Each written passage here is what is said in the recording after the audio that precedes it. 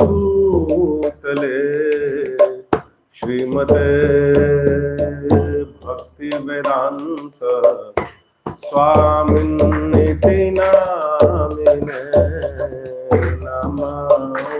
Everybody, Vishnu Pada, louder. Krishna Prishna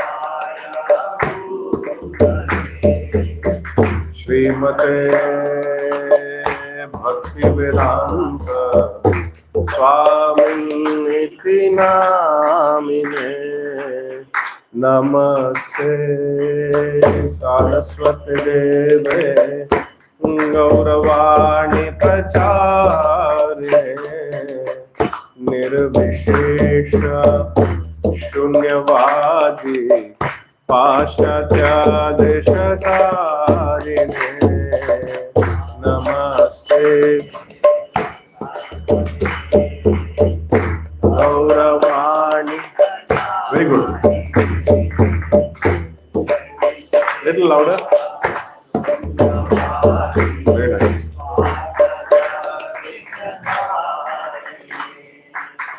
Jaya Shri Krishna Chaitanya Prabhu Nityananda Shri Advaita Gadadhar Srivasadi Gaura Bhakta Vrinda. Jaya Shri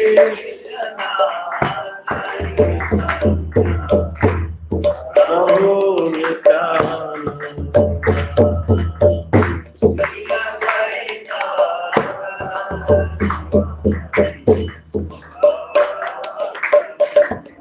Once more. Jai Shri Krishna Chaitanya Prabhu Nityananda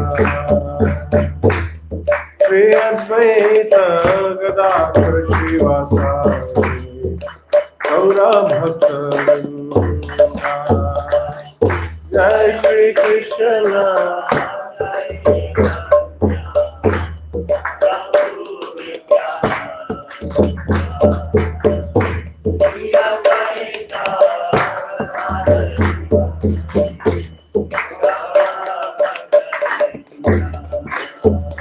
Jaya Shri Krishna Chaitanya Prabhu Nityananda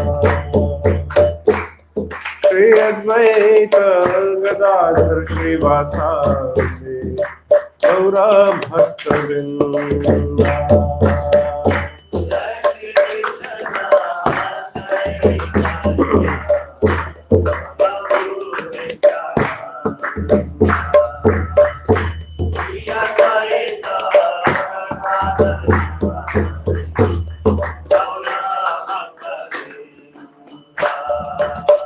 Hare Krishna, Hare Krishna, Krishna Krishna, Hare Hare, Hare Rama, Hare Rama, Rama Rama, Hare Hare, Hare Krishna.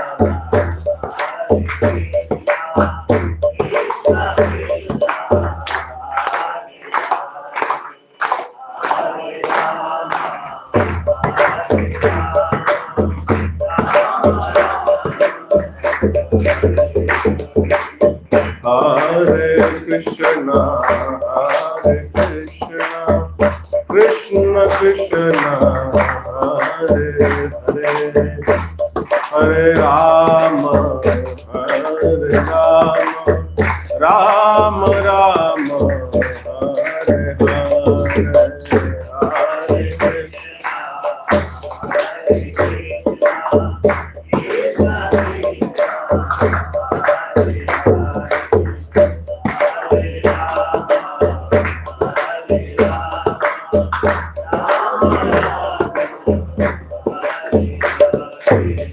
Hare Krishna, Hare Krishna, Krishna Krishna, Hare Hare, Hare Rama, Hare Rama, Rama Rama, Hare So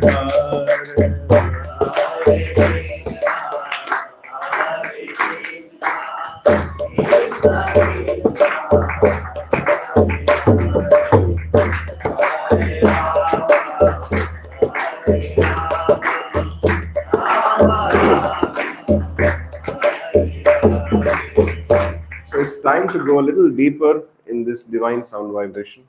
I request all of you to sit a little bit straight with full attention. Close your eyes. Try to hear each and every word of this mantra. Hare Krishna, Krishna Krishna, Hare Hare. Hare Ram, Ram Ram, Hare. Right now, at this point of time, there is nothing else which you have to do. Just sit, chant, and hear your own sound vibration. Try to go deeper in this sound vibration. Hare Krishna, Krishna Krishna, Hare Hare, Hare Rama, Rama Rama, Hare Hare.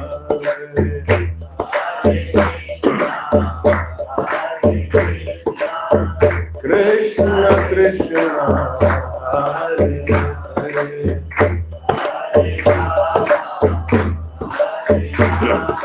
Ram Ram,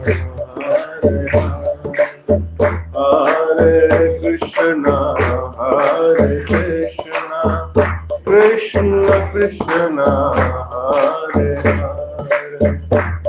Hare Rama, Ram Ram, Hare Hare, Hare Krishna.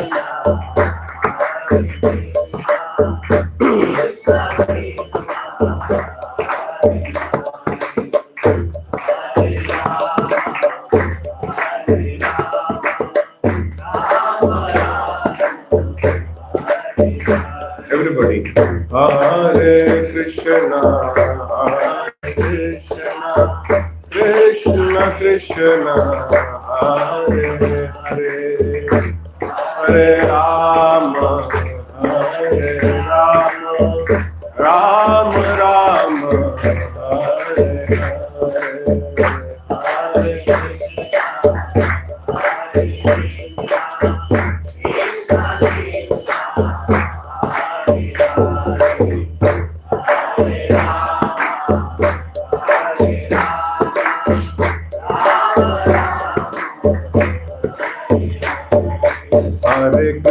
Hare Krishna, Krishna Krishna, Hare Hare, Hare Ram, Ram Ram, Hare Hare.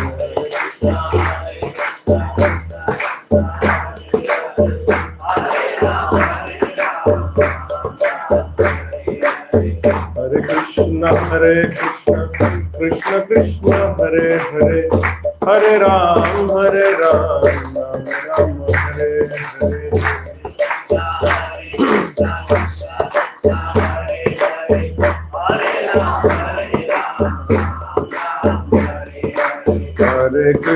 Hare Krishna, Krishna Krishna, Hare Hare, Hare Ram, Ram Ram, Hare Hare.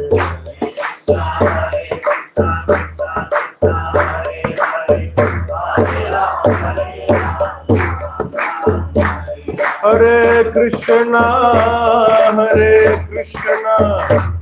Krishna Krishna, Hare Hare, Hare Ram,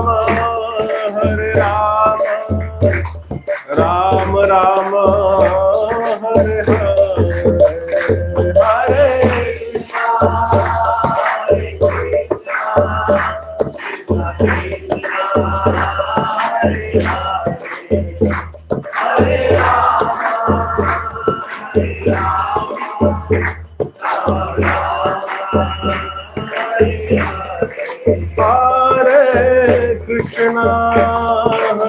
Krishna, Krishna Krishna, Hare Hare, Hare Ram, Ram Ram, Hare Hare.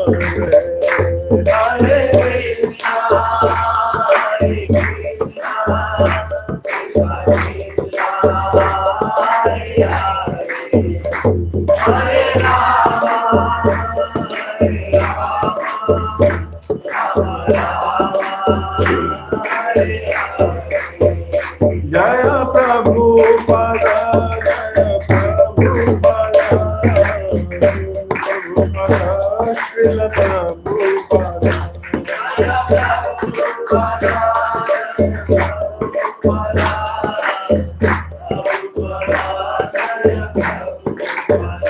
Jaya Jaya Prabhupada, Prabhupada, Prabhupada, Jaya Srila Prabhupada.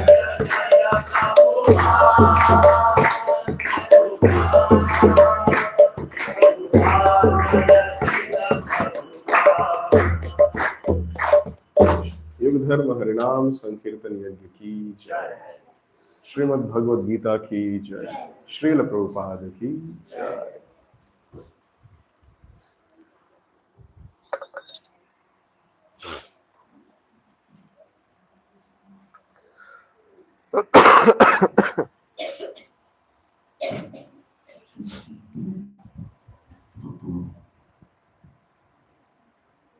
So welcome to the first session of this Gita classes.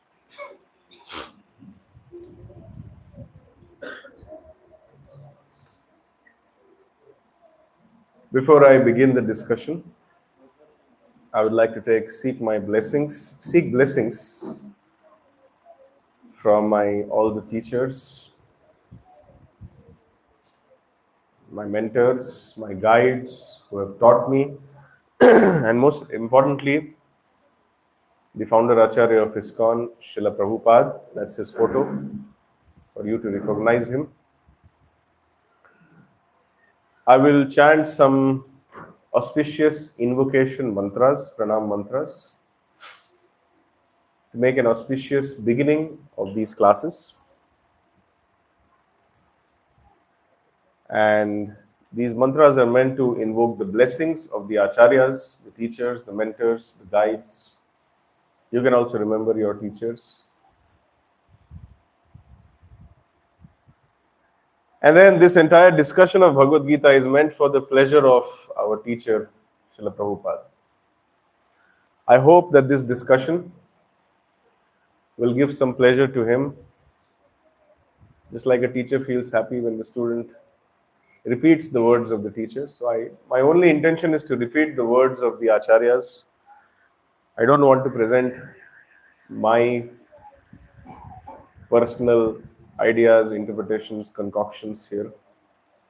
I want to speak as it is, the version of the previous acharyas, so that you can understand. So trying to seek his blessings and hoping and praying that this discussion will give pleasure to him.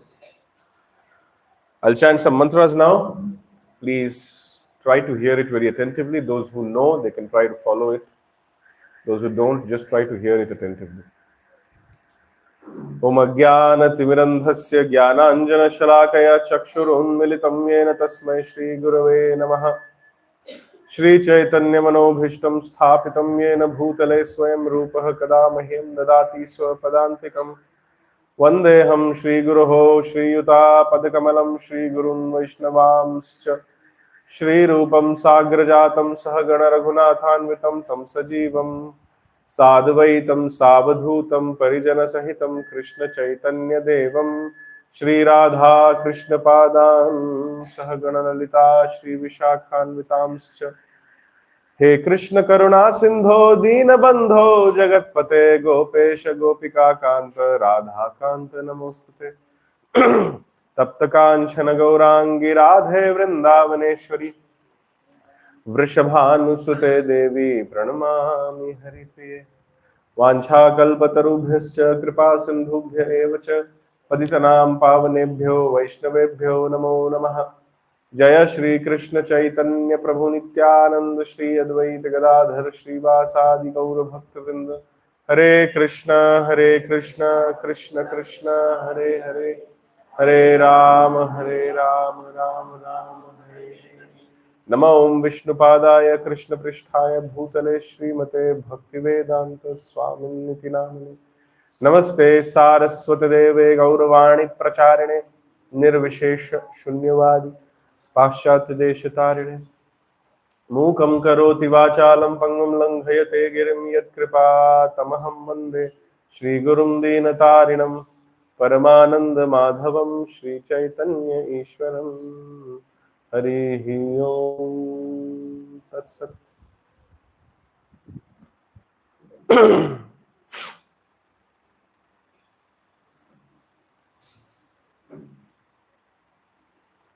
Hare Krishna.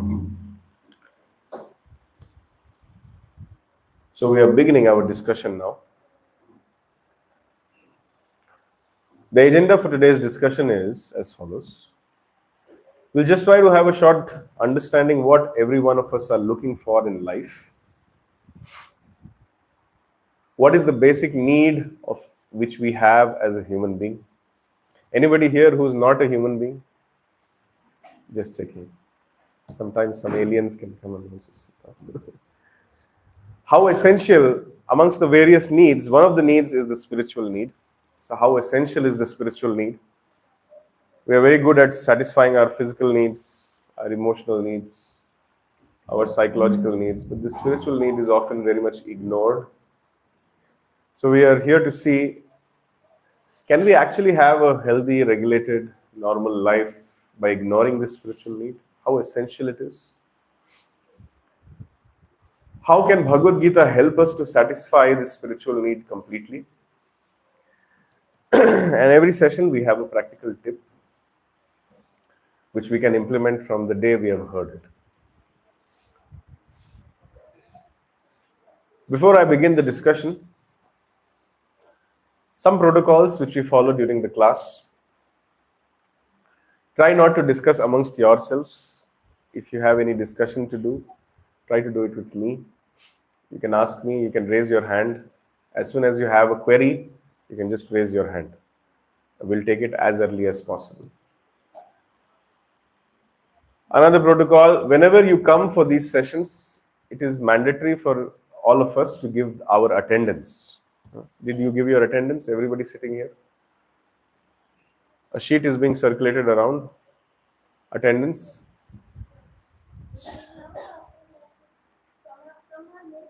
Okay.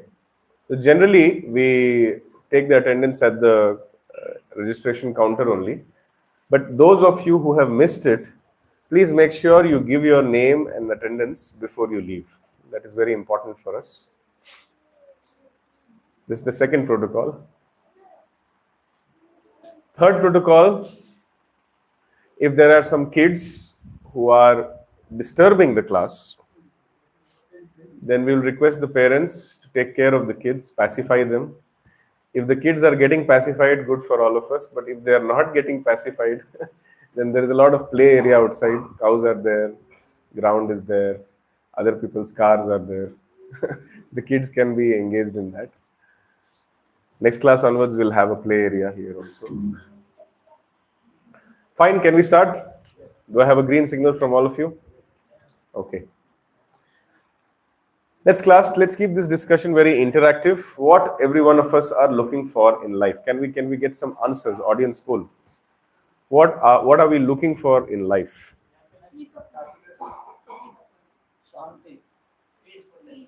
Okay. The protocol was to raise your hand and answer. Okay. Yes. Happiness. Peacefulness. Happy, peaceful life. Happy, peaceful life. Happy, peaceful, successful, of course. Happy, peaceful, Successful. successful. Yes, very good. Anybody else apart from all these things? Happy, peace, success, satisfaction. Very good. How many of you just want a very nice, warm khichdi? That's all. I want to be happy with some nice, warm khichdi with a little bit papad and with a little bit of sweet All I want was just this, that much. You want that? Present state of mind. Present state of mind. Pleasant state of mind. Happy, peaceful, successful, pleasant state of mind. Nobody wants a khichdi? I was thinking maybe some people will raise hand. Yes. Healthy and disciplined life. Disciplined life and a healthy life. Okay. Any other perspectives?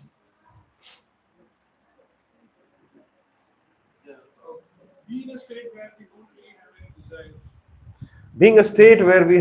Being in a state where we don't really have any desires. Okay. Good. All of you have some perspective in life. And let me tell you, you're at the right place. Bhagavad Gita can actually give you all these things. It can give you peace, it can give you success, it can give you happiness, it can give you peaceful state of mind, pleasant state of mind, desirelessness, everything Bhagavad Gita can provide. However, let's try to become a little bit more objective. The answers which we received today were very subjective. The definition of peace for different people varies. The definition of happiness also varies. Success is also a different definition for different people. So let's try to become a little objective. Okay. Until and unless your mobile ringtone is that of a cow mooing, please put it to silent. And if you don't put it to silent, we'll give you 10 shlokas of Bhagavad Gita to memorize in 1 week. And if you can't do it, we'll give you a lot of khichdi, which you have to eat all alone. So why we are doing whatever we do? All of us are certainly busy, right? Anybody here who is not busy, please raise your hand. Yeah, I'm really not busy in life. Thank you. That orange t-shirt boy is raising his hand. But it looks like he's very busy. I don't know if he understood the question.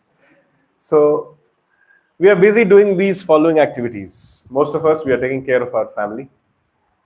Anybody who doesn't have a family, unmarried?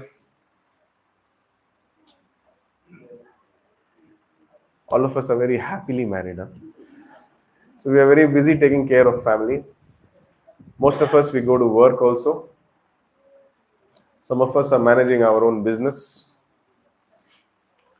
Some of us are going to school. This boy is going to school, I think. Some of us are very busy making some entertainment, enjoying some entertainment. I was being told that today evening there's a nice cricket match which is scheduled. So the evening class, the population is very less. They told, sir, match is going on, we can't come, sir. Sorry. We were being told. Some of us may be busy celebrating some festivals. When we tried connecting with most of the people who registered, they said, Ganesh Chaturthi is coming.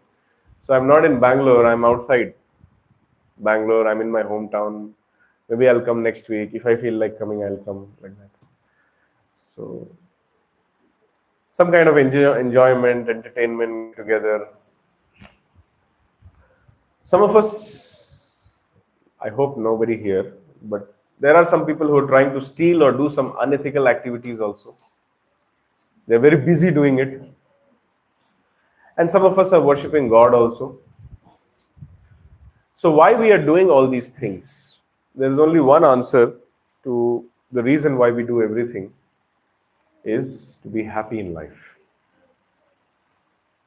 Imagine if we tell you that from today, whatever you do, you are never going to be happy. Will you be really motivated to do it? The reason why you came here, because you thought you'll get some message from the Bhagavad Gita, which will make you happy. Something you'll learn. The reason why you go for a vacation is because you want to be really happy. If we tell you, okay, now you're going to vacation to Andaman and Nicobar, and as soon as you go there, a tsunami will come, and all your clothes will be taken away, all your luggage will be taken away. Maybe some limbs of yours will break, and your passport will be lost. Everything. Will you go for such a vacation? Nobody will go. So everything which we do is targeted at being happy. Some people's idea of happiness is a little crazy. They become happy by making others unhappy. Is this common? Some people become happy by stealing things. Some people become happy by doing something unethical. So everybody has their own definition of happiness, but we do not care for the definition which anyone or you or me have. I repeat, in all the discussions here, we do not very much bother what is the opinion of the vox populi or the common public. We only care for the opinion of the Shastra, what the scriptures have to say, what God has to say. Every Tom, Dick, and Harry can make up his own opinion. According to me, it's very cold now and it's snowing. This is my opinion. And I have a right to my opinion. No, sir, it is not snowing. We are feeling hot, Maybe we can put some air conditioning. Just shut up. No, my opinion is that this is very cold. It is snowing. And I want to basically get some blankets now. So when we start talking like this, where the basis of the discussion is I feel, I think, I believe, in my opinion, then there's no value to such conversations. Just like when you go to a high court, how many of you have been to a court? Some legal proceedings, something. So when you go to a court, very nice audience today. When we go to a court, we have lawyers presenting arguments. And each and every argument which the lawyer makes, he gives some references from the Constitution. Do you agree? Some previous judgments of a high court or a magistrate court or a district court or a Supreme Court. They always give some logic, some reasoning, some reference. Based on a reference of a particular article from the Constitution or a previous judgment, they put forth their arguments. If there is a lawyer who has no data or who has no reference to back up his arguments, then the honorable judge will tell, please keep quiet and sit down. Basically speaking, any argument which is not based on the Constitution of India in the honorable courts is not valid. So similarly, this is a temple and this is a Gita course. Any discussion which does not has a reference shloka from the Bhagavad Gita is not considered a valid discussion here. So, what is happiness according to the Bhagavad Gita? That is what we will discuss now. But before that, let's try to understand some common definitions of happiness, which is not mentioned in the Bhagavad Gita. But people think, yeah, this is happiness. Some people think that if I can buy a house, what is the rate these days? A 3 BHK in Bangalore, how much does it cost? Sorry? 1.5 CR. Looks like you're going in really outskirts of Bangalore. Are you talking about a 3 BHK? 1.5 CR? Arey, inka naam number le lo bhai.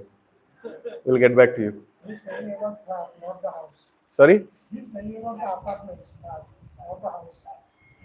Okay, acha, villa. Okay, so some people think that if I buy a nice villa, I'll be very happy in life. All the signboards, all the advertisement boards, they will say, a man and a woman looking very happy. They're like holding each other's hand. We are so happy we entered this house. It's only this much, conditions applied. Some people say that if you buy this car or if you buy this bike, you'll become very happy. Especially these car advertisements, have you seen? One person is driving, he looks so happy. There'll be 10 girls around him, all are happy. Some children around him, all are happy. Everybody is happy just because this car is there. How many of you really think that if you buy a car or a bike or a house, you'll really become happy in life? That is the end of your search for happiness. Your search for happiness ends when you buy a house, when you buy a car, when you buy a bike. How many of you think that if you buy a different kind of innerwear, andar fit to bahar bhi hit? They say like that, right? Sunny Deol used to come for a advertisement, wear this banyan and then you'll be super happy in life. I think Shah Rukh Khan also does this advertisement. TT Banyan, I don't know what it was. So people are going crazy. They are mad for happiness and they are looking for it in cars, undergarments, bikes, house, sometimes in relationships. But are they becoming really happy? Some, so let's try to have a little more objective analysis of what we can do so that we can become happy. Generally, very straightforwardly speaking, people feel that they have some needs. Right now, somebody may be having a need of having an air conditioner in this room. So they feel that as soon as the immediate need which I have, if it is fulfilled, then I'll become super happy. Makes sense? I have a need that my child should not disturb me. As soon as somebody starts taking care of my child, I'll be happy in life. I have a need that right now, something, whatever. When I was chanting the invocation mantras, I was hearing some car making some noise outside. So I have a need that the car stop making noise outside. I have a need that everybody parks their car in a sustainable parking way so that in this class there is no announcement which is needed. That car number so and so, please move it. So I have a need. So as soon as this need is satisfied, I'll be happy. This is one of the primary conventions about being happy. Now people try to do various things to satisfy their needs. And broadly speaking, these needs are classified into following categories. Everybody has some physical needs. Do you have any physical needs? You need to eat, you need to sleep, you need to wear some clothes. Everybody has some physical needs. Do you have some psychological needs? Do you have some psychological needs? Do you want to be respected? Yeah. Do you want to be successful in life? Some psychological needs we have, right? Do you have some emotional needs? Yes, you. All of you have some emotional needs, right? You want someone to understand you. How many of you want that? Yeah, I don't want anybody to understand me. I don't want anybody to care for my emotions. I want to just nullify all my emotions and be a robot. We all have some emotional needs, physical needs, psychological needs. And generally, our schools, our universities have taught us that if we can fulfill our physical needs, psychological needs, even a child has these physical, psychological, and emotional needs. And if we can just satisfy these needs, then we'll be very happy. Somebody must be thinking, oh, why you're not mentioning money? Why you're not mentioning name and fame? Why you're not talking about becoming more beautiful and handsome? Why you're not talking about becoming socially reputed, strong? Why you're not talking about having many degrees in education, this, that? So everything comes under these three categories. Psychological needs, emotional needs. However, sorry? One need is missing here. What is that? Yes, I'm coming to it. I want to make a contrast. That see, nobody says that we have a spiritual need. That one also comes under emotional. Spiritual need also comes under emotional need? No. The emotions are separate from spirituality. I'll explain it. Just hang on. So people are thinking this physical needs, emotional needs, psychological needs, if we satisfy, we'll be very happy in life. Still, even the most rich man in this world, even the most beautiful person in this world, even the most famous person in this world, even the most socially strong and well-reputed person, physically strong person in this world, even the most educated and intelligent person in this world is not happy. I have at one point of time I was following this person. I was a great fan of this person, but when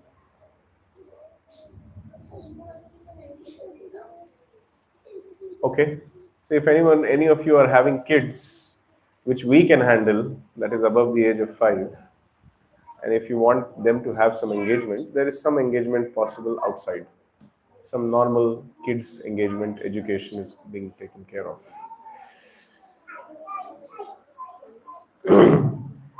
Please pay attention here. Hare Krishna. I see some distraction.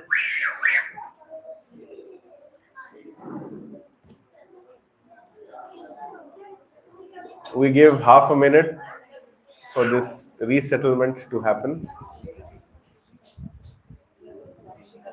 If your kids can understand what I'm saying, then I encourage them to sit down here only. If they really are restless, then they can go outside. Okay. So there was this person. His name was Chester Bennington. I'm also into music, so I used to follow him. On 20th July 2017, this person, who is supposed to be one of the most beautiful people in the world, one of the most richest people in the world, one of the most famous people in the world, one of the nicely educated people in the world, one of the most socially influential people in the world, he committed suicide. He had more money than all of you. He was more famous than all of you. He had a better stage presence than all of us. He was more socially influential than all of us. And he was also very nicely educated also. Basically, there was nothing missing in his life. Then why do you think he committed suicide? He had family, he had friends, he had a wife, he had children. Family, friends, fans, wealth, fame. Everything which someone can, and he was at a very young age also. At a very young age, he achieved everything. And why do you think he committed suicide? Yes. Why? He was beautiful, he was young, he was rich, he was educated, he was famous, he was socially influential. What else is needed for happiness? His physical needs were satisfied, his emotional needs were satisfied, his psychological needs were satisfied. Why wasn't he happy then?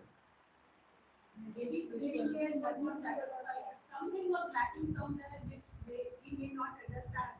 But, Somebody said his spiritual needs were not satisfied. Who was that? You are right. If you have said it, please raise your hand. I'd say emotionally he's not satisfied. No, he was very happy. No, Emotionally, what is the proof that someone is emotionally happy or not? Is there any way in which you can verify? from my perspective, I'm saying anybody emotionally unbalanced, he always go to God to do something. He didn't go to God. To balance his emotional mind. Yes.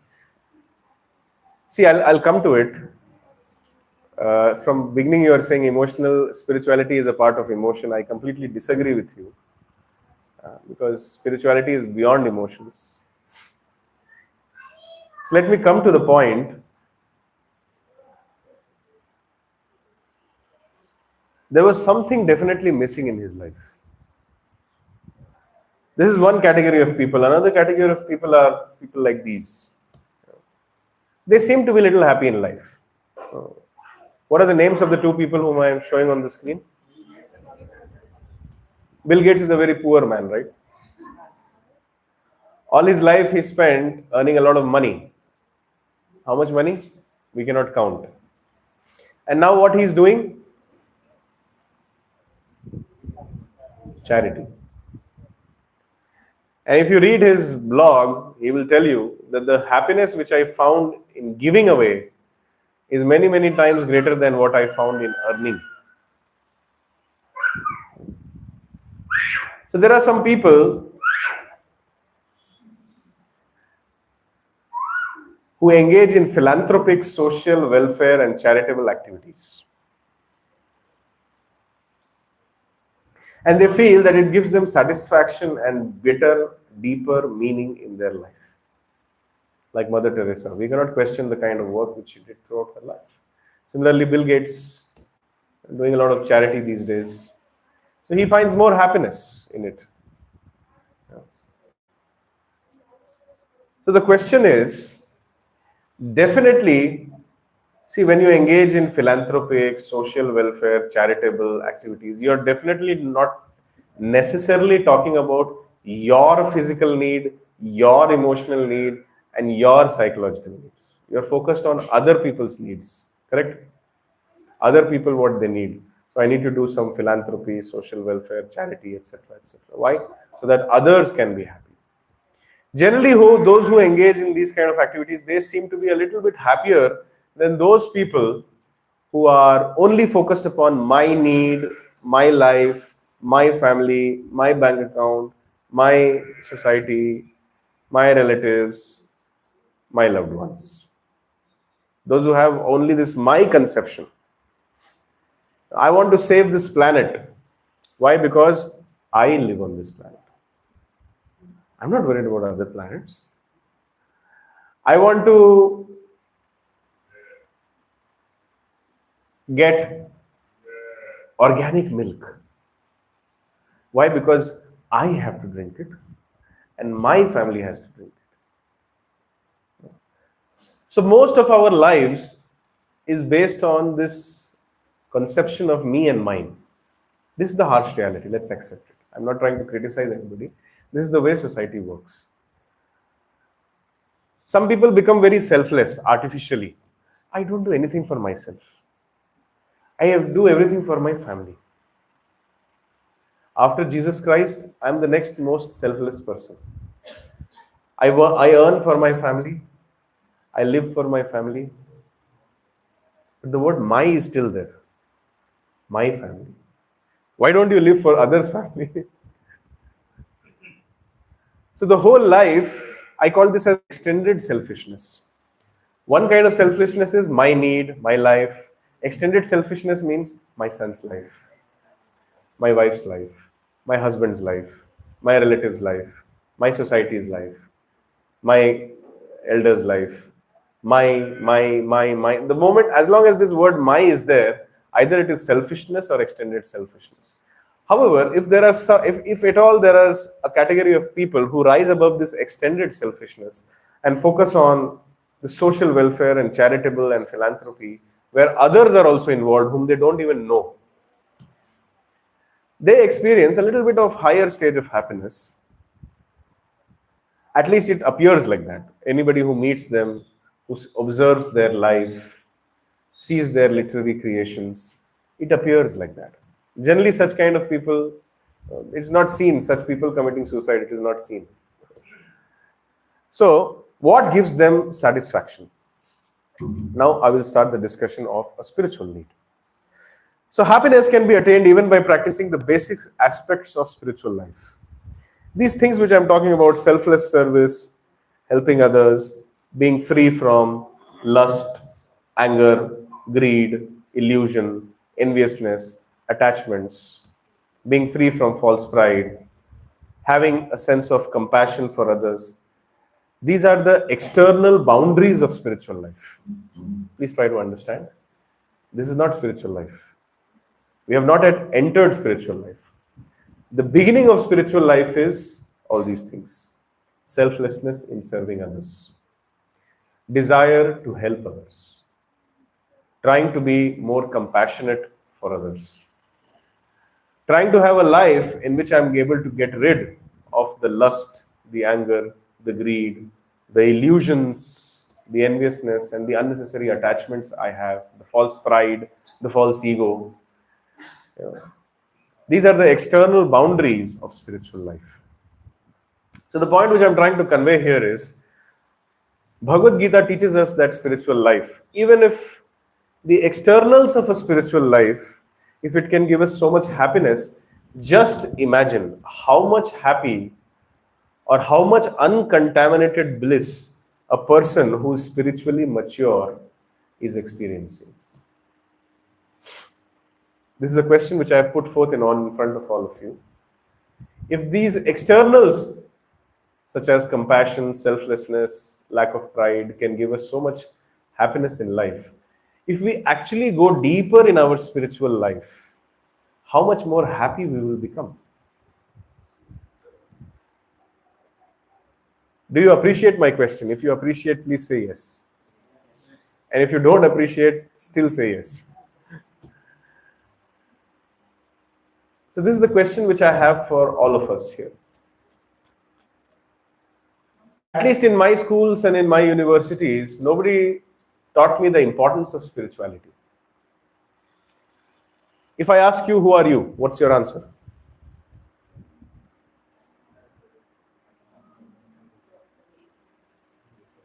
Okay. Give me some answer. Who are you? My name is such and such. Yeah. Pragati. And something more? You are a housewife. Very good. Who are you? You're Siddharth. You're an IT professional. Very good. Thank you for telling us that. You need, if you wouldn't have told, you would have still understood. You are an IT professional in Bangalore. Who are you? Lakshman. Very good. Any other identification you have for yourself?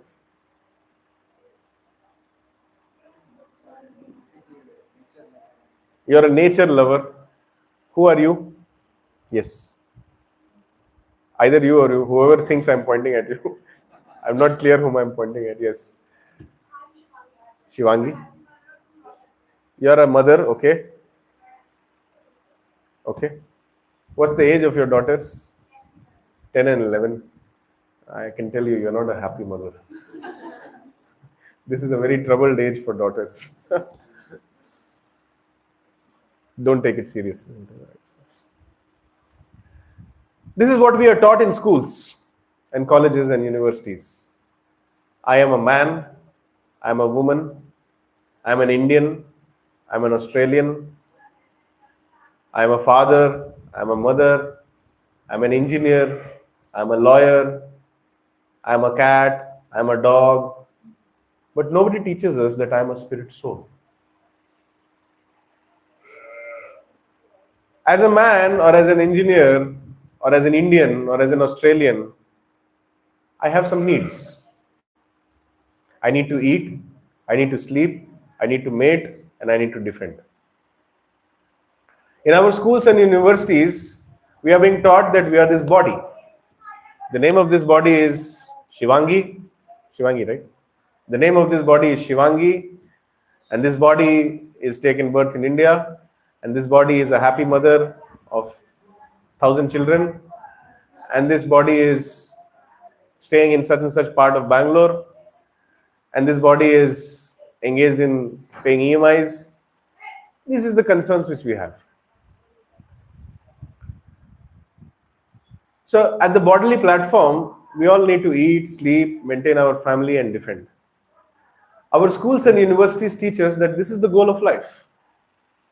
You should be able to eat nicely, you should be able to sleep nicely, you should be able to maintain your family nicely, and you should be able to defend nicely.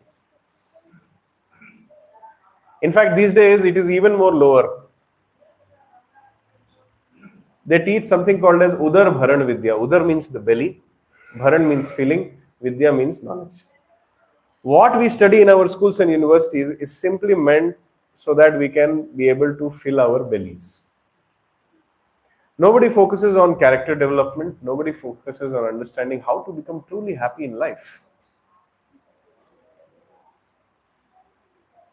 I'm a spirit soul, and I'll be happy only when I explore who am I. Is the purpose of my life simply to eat nicely, sleep nicely, mate nicely, and defend nicely? Or is there something higher than that? Am I just meant for paying bills and die? Looks like this is the purpose of life, right? Whole day we are planning for that only, no? Pay the bills and die one day. And before dying, leave some money so that my child can pay the bills.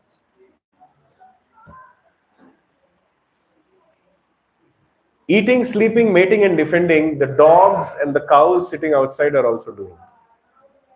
So what is the difference between a dog and you? Ahara nidra bhai maithunam cha samanya etat pashubhir narana dharmo hitesham adhiko vishesho dharmena hina Pashubhir saman. If human life is also, this is from Mahabharata by the way, if human life is also dedicated, animals do these four things: eating, sleeping, mating, defending. That's the purpose of their life.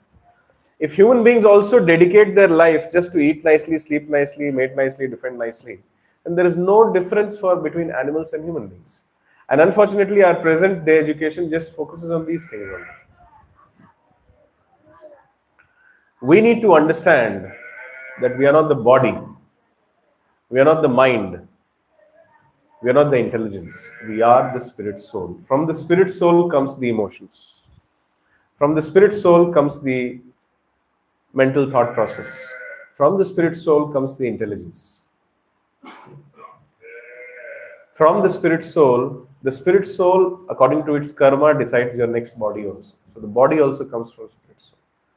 If we will, in the future sessions, we'll read more about the Bhagavad Gita, especially the 3rd chapter, where the hierarchy of mind, intelligence, soul, etc. is explained by Lord Krishna. So we need to understand, who am I? I'm not the body. Please listen very carefully. These are the basics of spiritual life. I'm not the body. I'm not the mind. I'm not the intelligence. I am spirit soul. Anything else which I know myself as, these are external designations. I'm a man, I'm an Indian, I'm an Australian. As soon as this body ends, these designations will also end. I'm someone's father, this designation will end as soon as I die. I'm someone's mother, this designation will end as soon as I'm dying. I'm an engineer, doctor. Anybody doctor here? No doctors come for our sessions. What's the problem? Every class I ask this question, nobody raises hand. Yeah, today is Sunday, they are busy in appointments. Huh? There used to be a time when doctors used to be free on Sundays. These days, because of the artificial lifestyle which we have, it's very difficult for anybody to be free. In fact, I'm also amazed how you people came here today. You could have been anywhere else doing anything else on a Sunday, probably sleeping till now. But you have come here, this is not just a coincidence. It's a divine plan of which you are all a part of. So some points which I want all of you to understand is that we are all spirit souls and we have spiritual needs. Just like we understand I am this body, so I have these bodily needs. However, how many of you remember when you were 5 years old, some memory from the age of 5? What is the memory you have? Actually, when playing with the brothers, You fell down. Okay. The memory he has is that he was playing with his brothers and I think someone pushed you. that symbol is Okay. that symbol is That symbol is there. You fell down. Very good. I think all of us have that symbol. Any memory when you were 8 years old? Yes. Just a happy moment, I'm saying, when I was around 8 or 5, I used to go to native in Kolkata once in a year, and there we used to find that my grandfather and everybody, they used to have that old age people who used to go for one places and do kirtan. Very good. Which I used to go, and my dada used to play that tabla. It's called mridanga. Okay, sorry. When you break the mridanga in 2 parts so that you keep your hand like this, that is tabla. Okay. When you join them, it becomes mridanga. Don't break it, but. So he used to play that. That was my happy thing which I used to remember. Okay, you have a memory from 8 years old. He has a memory from 5 years old. Anybody has a memory from 15 years old? Prabhu, one request. Can you explain in between little bit in Hindi also? Because I brought my mother and father who doesn't understand. Yeah, primarily this course is in English. Yeah. If I explain in multiple languages, I have to say everything twice. Correct. Hindi, we have a separate class. So I will share the timings with you. You can send them for the Hindi classes. I'll try my best, but I have to keep time also, no? Otherwise, I have to say everything. हर चीज दो बार बोलना पड़ता है, समस्या हो जाती है. So, anybody has a memory from 15 years old? कोई याददाश्त किसी की जो 15 साल से है? Yes. He was in 10th standard and he remembers that he was not studying. Very good. At least this much you remember. So why am I asking this? When you were 5 years old, your body was different. Your emotions and mind was different. Your intelligence was different. But still, you feel you are the same person, right? What is your age now? 38. And you are able to correlate when I was 5 years old. According to medicine, science, medical, your body was different, your mind was different, your intelligence was different, your body organs was different. Every 7 years, each and every cell of your body changes. So you were different. But still you feel when I was 5 years old. Something is there. Body has changed, mind has changed, intelligence has changed, each and every cell of the body has changed.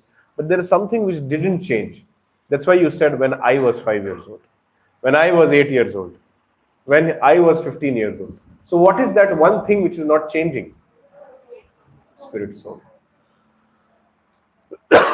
So when you understand that this spirit soul also has some needs, and when you focus on it, you become supremely happy.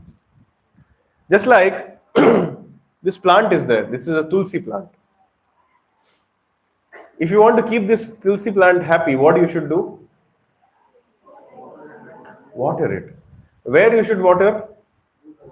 The roots. Spirit soul is our root.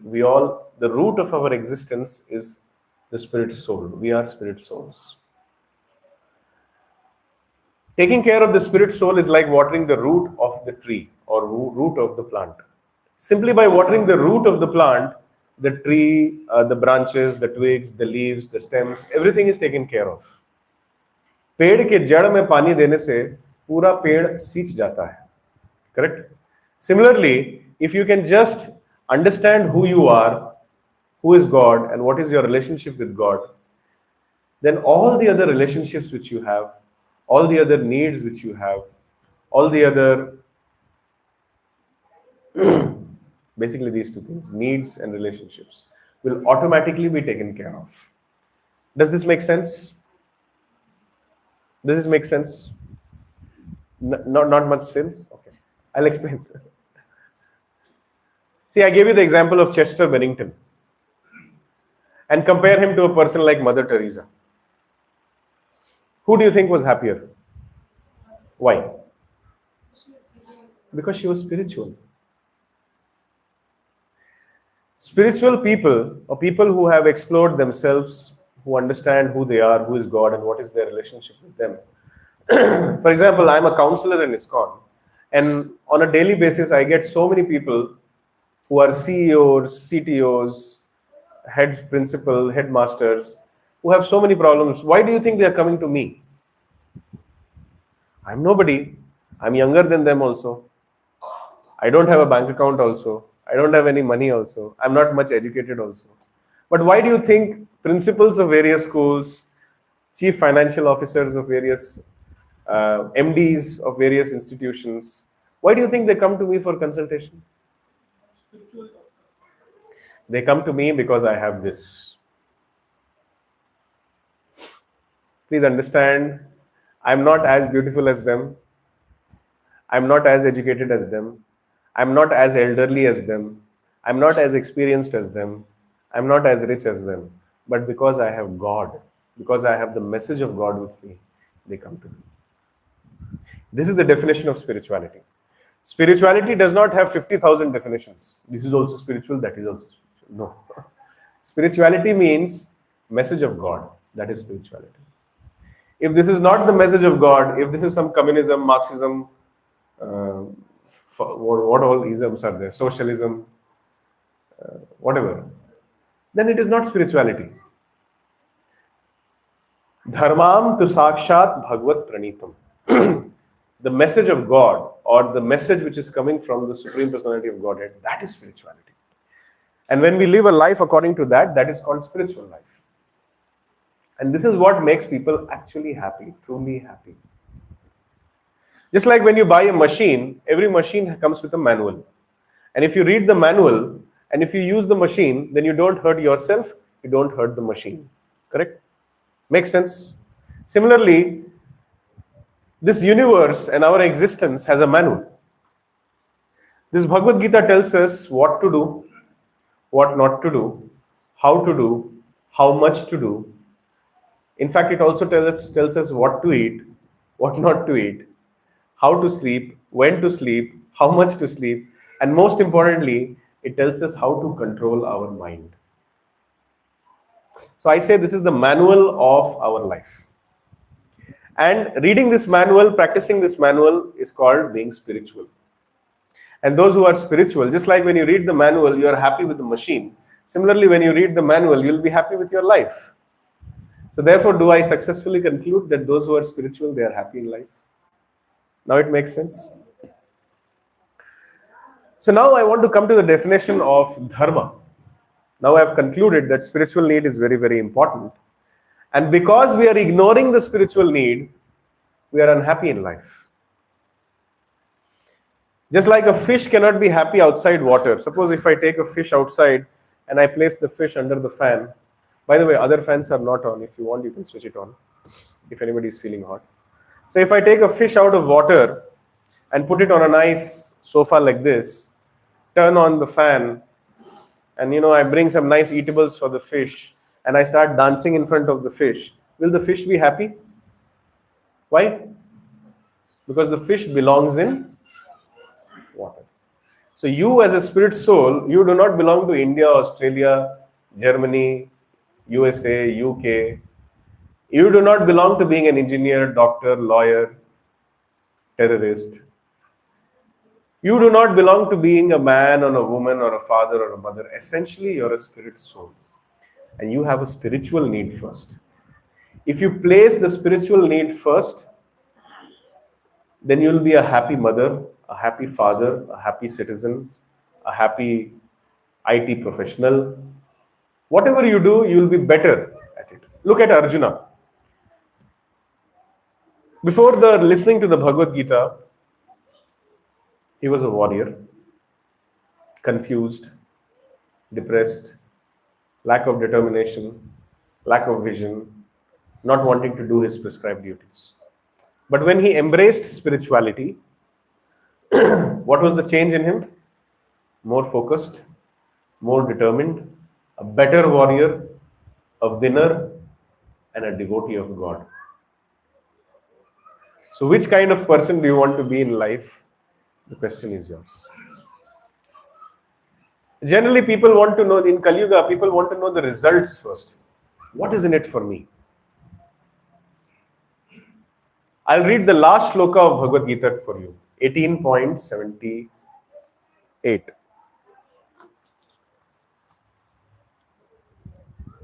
Because this will be the result of listening to this course. Yatra Yogeshwaraha Krishna. You can repeat with me. And let's try to do it in a musical way. Yatra Yogeshwaraha Krishna. Yatra Partho Dhanurdharaha. Tatra Shrir Vijayo Bhuter. Dhruva Nitir Matir Mama. Last shloka of Bhagavad Gita, which says the result of embracing spirituality in the form of Bhagavad Gita. It is said wherever there is God, Krishna, and wherever there is a devotee of Krishna like Arjuna, wherever there is Krishna and wherever there is a devotee of God like Arjuna, four things will always be there. What are those four things? Extraordinary power,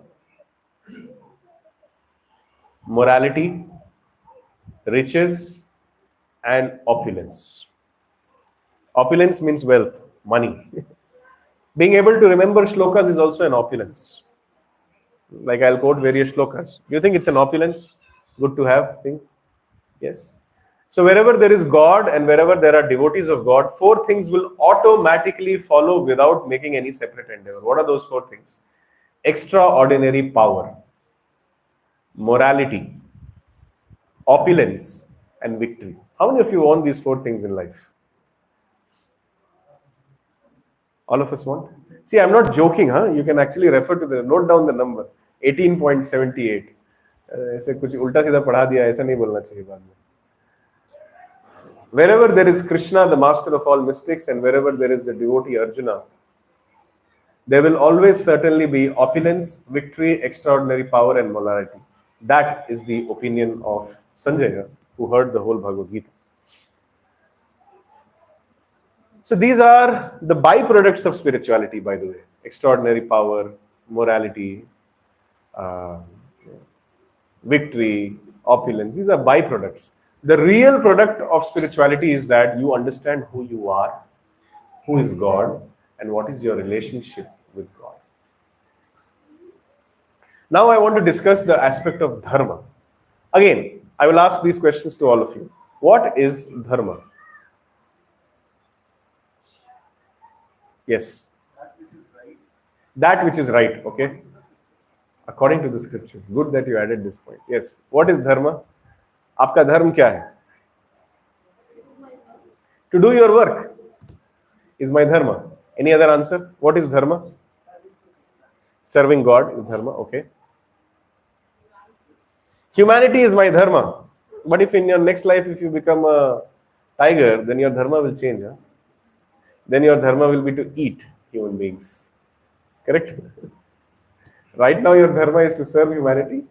In your next life, your dharma will be to serve humanity by eating it. I'm just joking. I keep cracking jokes, yeah. Doing the right things in the right way. I have a question for you. Do you think speaking the truth is the right thing to do? Being truthful, do you think it's the right thing to do? Suppose you're a very truthful man, dharmic man, and this is your definition of dharma. I am a cow killer, a beef eater, and I'm chasing a cow to kill it. And the cow has just passed in front of you, and I'm asking me with a sword in my hand, tell me where is the cow? What is your dharma? To speak the truth or the lie? No answer. Game over. My definition of dharma is fully finished. Now tell me, what is your dharma? Yes. Whatever tape recorder inserted in my soul, Whatever tape recorder inserted in my soul. I didn't know that there was a tape recorder. I'm a creator, I'm a soul. You are a soul, you are not a creator. No, I'm a soul Ah. created by God. God. Soul is inserted a tape recorder inside me. This I am not able to understand. Tape recorder. Okay, continue your answer. Huh? Whatever To play the tape recorder is my dharma. Okay, I am somehow able. Human being cannot do anything without God. Correct. Human being cannot do Correct, it. correct. Whatever you are speaking, whatever I am speaking, it is our soul tape recorder. Soul tape recorder. We are playing that. Okay. Somebody wants to say there's a television in the soul also. Yes. Yes, what is your dharma? Answer this question. It depends on situations.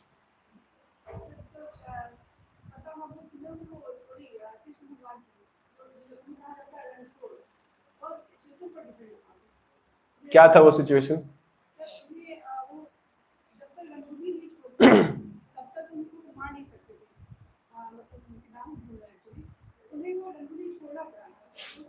Actually, that is a secondary reason. The primary reason is that when he was in the battle, before the battle, he received a love letter from Rukmini saying that if you don't come, I'll commit suicide. So that was the primary reason he went. But there are many reasons why God does everything, and we cannot understand.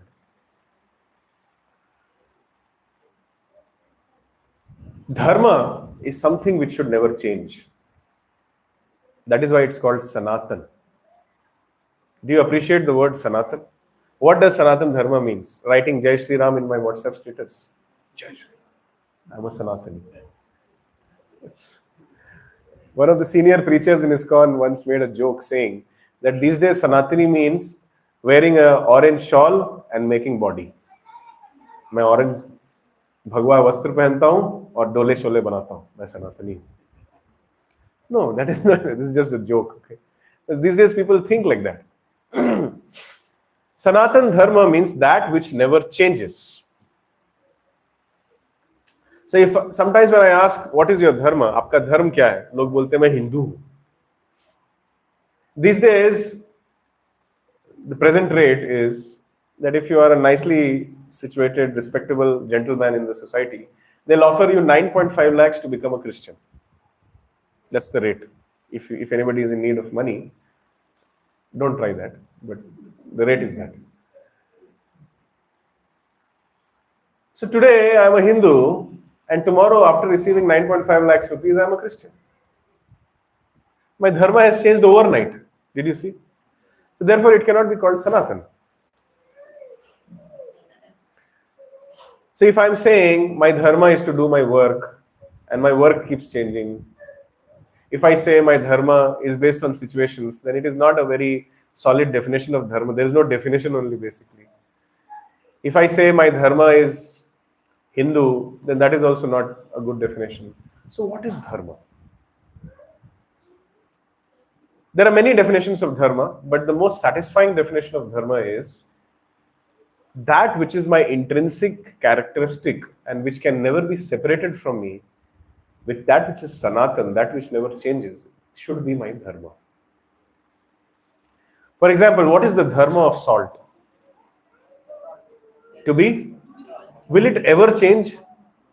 हो भी सकता है आजकल in Kali-yuga, I don't know. But generally, with all logic and sense prevailing, the dharma of salt will always be. What will be the dharma of sugar?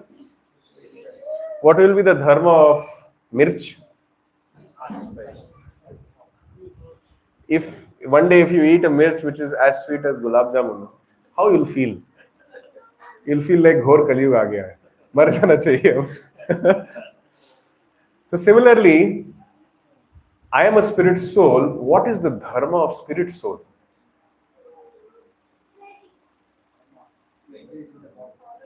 To serve. The dharma of spirit soul is to do service. Now, I can prove it to all of you. All of you agree that you are spirit soul, right? And I can prove it that all of you are doing seva. Some of you are serving your family. Some of you are serving your boss. Who was the IT employee? Serving your boss. Some of you are serving your false ego. Some of you are serving your apartment communities. Some of you are serving the society. Some of you are serving the planet. How many of you have a dog in your house? Some of you could not be happy in life, so they started serving a dog. Don't take it personally. Some of us are serving family, some of us serving apartment communities, some of us serving our boss, some of us serving our bad habits, some of us are serving our false ego. And when we don't find sufficient service, we buy a cat or a dog and we become a servant of the dog also. We take the dog out, the dog is nicely passing stool and urine, and we are standing like this, holding a plastic bag, and we are thinking we are the master. If I am passing stool and urine and someone is waiting upon me, who's the master? So we are all doing service. Can we remain even for one moment without doing seva, service? And after serving our boss, after serving our society, after serving our relatives, family, apartment community, after serving the planet, did we become happy in life? After serving your dog, did you become happy in life? Had you been happy, you wouldn't have come to temple today. Sorry to say. The reason why after serving our false ego, our bad habits, after serving our loved ones, after serving our dog, after serving our boss, after serving our apartments, we are still not happy because we are not serving the right person. I'm going to make a statement. Please listen to it very carefully. Since many, many lifetimes, we are all looking for a relationship where we have some hopes that someone will understand us 100% and someone will reciprocate with us 100%. But till now, we have not found that relationship. How many of you agree with me? Yes, that is true. Because such a relationship where someone understands us 100% and somebody reciprocates with us 100% is not possible with a dog, is not possible with our loved ones, it is not possible with our boss, it is not possible with our false ego, and it is certainly not possible with the society. This relationship is only possible with God. Because Krishna, Bhagavad Gita chapter 15, shloka number 15. सर्वस्य चाहम हृदि सन्निविष्टो मत्तः स्मृतिर ज्ञानम अपोहनम च वेदैश्च सर्वैर अहमेव वेद्यो वेदांत कृत वेदविद एव चाहम. Krishna says, I am the Paramatma seated in everyone's heart. That means he knows what you want. Sometimes we don't know what I want. I asked how many of you would like a very nice warm khichdi with papad. Many of you didn't raise the hand. But when we serve you that prasad, you'll feel I need more, another plate. So you don't know, but Krishna knows what you'll like, what you'll not like, what you'll do, what you'll not do. You don't know what kind of atrocious activities you did in your previous life, but Krishna knows it. So frankly speaking, you don't know what you know, but God knows everything. Sarvasya chaham hridi sannivishto. I am seated as Paramatma in everybody's heart, even in the cow's heart, even in the dog's heart, even in the hen's heart, even in the fish's heart, even in the egg's heart, even in your child's heart, even in your enemy's heart. Everywhere Krishna is there. Sarvasya chaham hridi sannivishto. Mattah smritir jnanam apohanam cha. By my presence comes knowledge, remembrance, and forgetfulness. Vedaischa sarvair ahameva vedyo. By all the Vedas, I am to be known. Vedanta krit. Many people say, I will not read Bhagavad Gita. It was written by a human being. But Krishna says, Vedanta krit. I am the author of the Vedanta and the Vedas. And Bhagavad Gita is a part of the Vedic literature. Vedanta krit, Vedavid. I am the knower of the Vedic literature. So if somebody wants to understand the Bhagavad Gita, you have to listen from Krishna. And you have to listen as it is. Now, if there is a version of Bhagavad Gita where the author is like, Krishna told this, but according to me, this should not be the case. Then it is not Bhagavad Gita. Vedant krit vedavid cha aham. I am the knower of the Vedas, I am the compiler of the Vedas. And by all the Vedas, I am to be known. Actually, the word Veda means knowledge. Any form of knowledge which exists in the human society comes from the Vedic literature.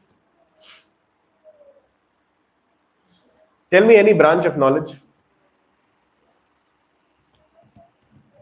Any branch of knowledge? Astrology comes from Vedic literature. Any other branch of knowledge? Which science? Sorry? Metallurgy?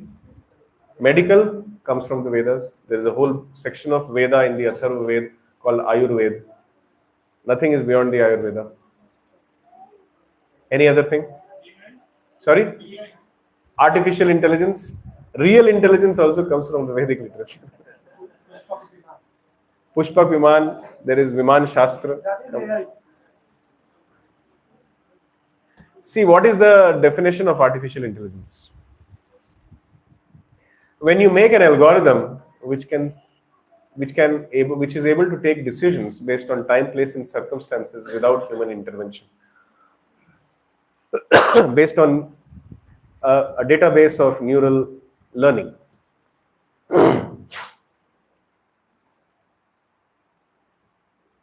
It's a very low-class technology, by the way.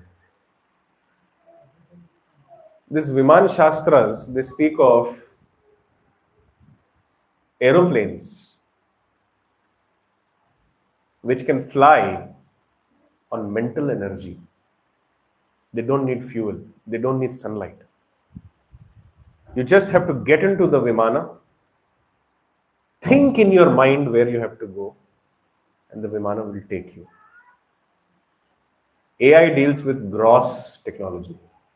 The Vedic literature talks about subtle technology. And everything comes from the Vedic literature. The present day nuclear weapons, they are weapons of mass scale destruction. If I drop a nuclear bomb in this place, how many people will die? 10-kilometer radius, maybe? Is there a nuclear weapon which can destroy the whole Bangalore presently with human beings? Yes? We are in a city where ISRO and DRDO is there. Give proper answers. Is there a nuclear weapon which can destroy the entire Bangalore city? Yes? Looks like many nuclear experts are there. There is no such nuclear weapon, by the way. Is there a nuclear weapon which can destroy the whole Karnataka? Whole country, whole planet? The Vedic literature talks about Brahmastra, which can destroy the whole universe, not one planet. And the same Brahmastra was fired by Ashwathama on the womb of Uttara when she was carrying Parikshit. And that weapon of mass scale destruction was targeted by Ashwathama to only destroy the womb, not even the mother. That is how precise, accurate, and subtle is Vedic technology. If I throw a nuclear bomb, everybody will die. But Ashwathama threw the supreme nuclear bomb so that only the child in the stomach will die. And the people standing next to the child and the other people will not die. That is Vedic technology. Do you appreciate this? So everything comes from the Vedic literature. Metallurgy comes from Vedic literature. Astrology, astronomy comes from the Vedic literature. Health sciences come from the Vedic literature. Military science comes from the Vedic literature. All kinds of sciences, mathematics comes from the Vedic. Everything is there in the Vedic literature. So when Krishna says, Vedaishcha sarvair ahameva vedyam, by all Vedic literature I am to be known, he basically means the end of knowledge is me. By all knowledge, by your medical science, you should ultimately reach Krishna. By your artificial intelligence, you should ultimately reach Krishna. By your knowledge as a mother, you should ultimately reach Krishna. By your knowledge as a dog lover, you should ultimately reach Krishna. So Vedaishcha sarvair ahameva vedyam. If you have spent 30 years in some branch of knowledge, but if you have not reached Krishna, and if you have not realized that he is the source of all knowledge, you have wasted 30 years, sorry to say. So Vedaishcha sarvair ahameva vedyam. Dharma comes from Krishna. And my dharma is to serve God. I cannot stay without serving even for one moment. The reason why I am not happy is because I am not serving God. If I can fix this one single relationship, all my other relationships will blossom. I'll become a better man, a better father, a better mother, a better IT professional, a better citizen. I'll become good at everything. This is one single masterstroke of life. If you can play, everything else will fall. It's like a divine jigsaw puzzle where everything gets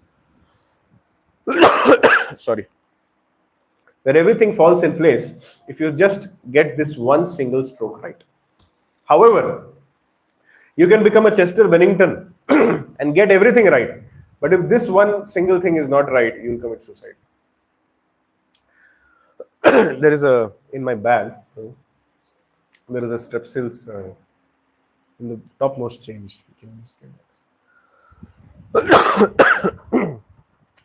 So dharma is to serve. It is our inseparable quality.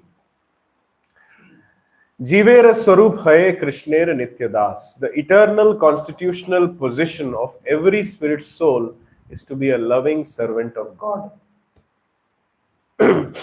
That is your original constitutional position. That is your original identity. That is your original activity. Thank you. So, this thing, if we can understand that I am not the body, I am this, not the mind, I am not the intelligence, I am the spirit soul. And as a spirit soul, my dharma is not to be Hindu or a father or a mother. My dharma is not to be a lawyer or an engineer. My dharma is to become a loving servant of God. If you can understand these 2 points, I'm not the body, I'm the spirit soul, and my dharma is to serve God. It's my eternal constitutional position. Whether I'm a cat, whether I'm a human being, or whether I'm a demigod, or whether I'm a communist, or whether I'm a socialist, my dharma is to serve God. If this much, if you can understand, your spiritual life has begun. However, if you don't understand this, that my dharma is to serve God, and I'm not the body, I'm the spirit soul, no matter who you are, your spiritual life has not begun. This is something which I want to convey to you. And real happiness, which I'm talking about, is only possible when you understand that you're not the body, you're not the mind, you're not the intelligence, you're the spirit soul. And as a spirit soul, it is your eternal constitutional position which you cannot change. It is Sanatan. Your eternal constitutional Sanatan Dharma is to serve God. If these 2 things you have understood, then my class only is over.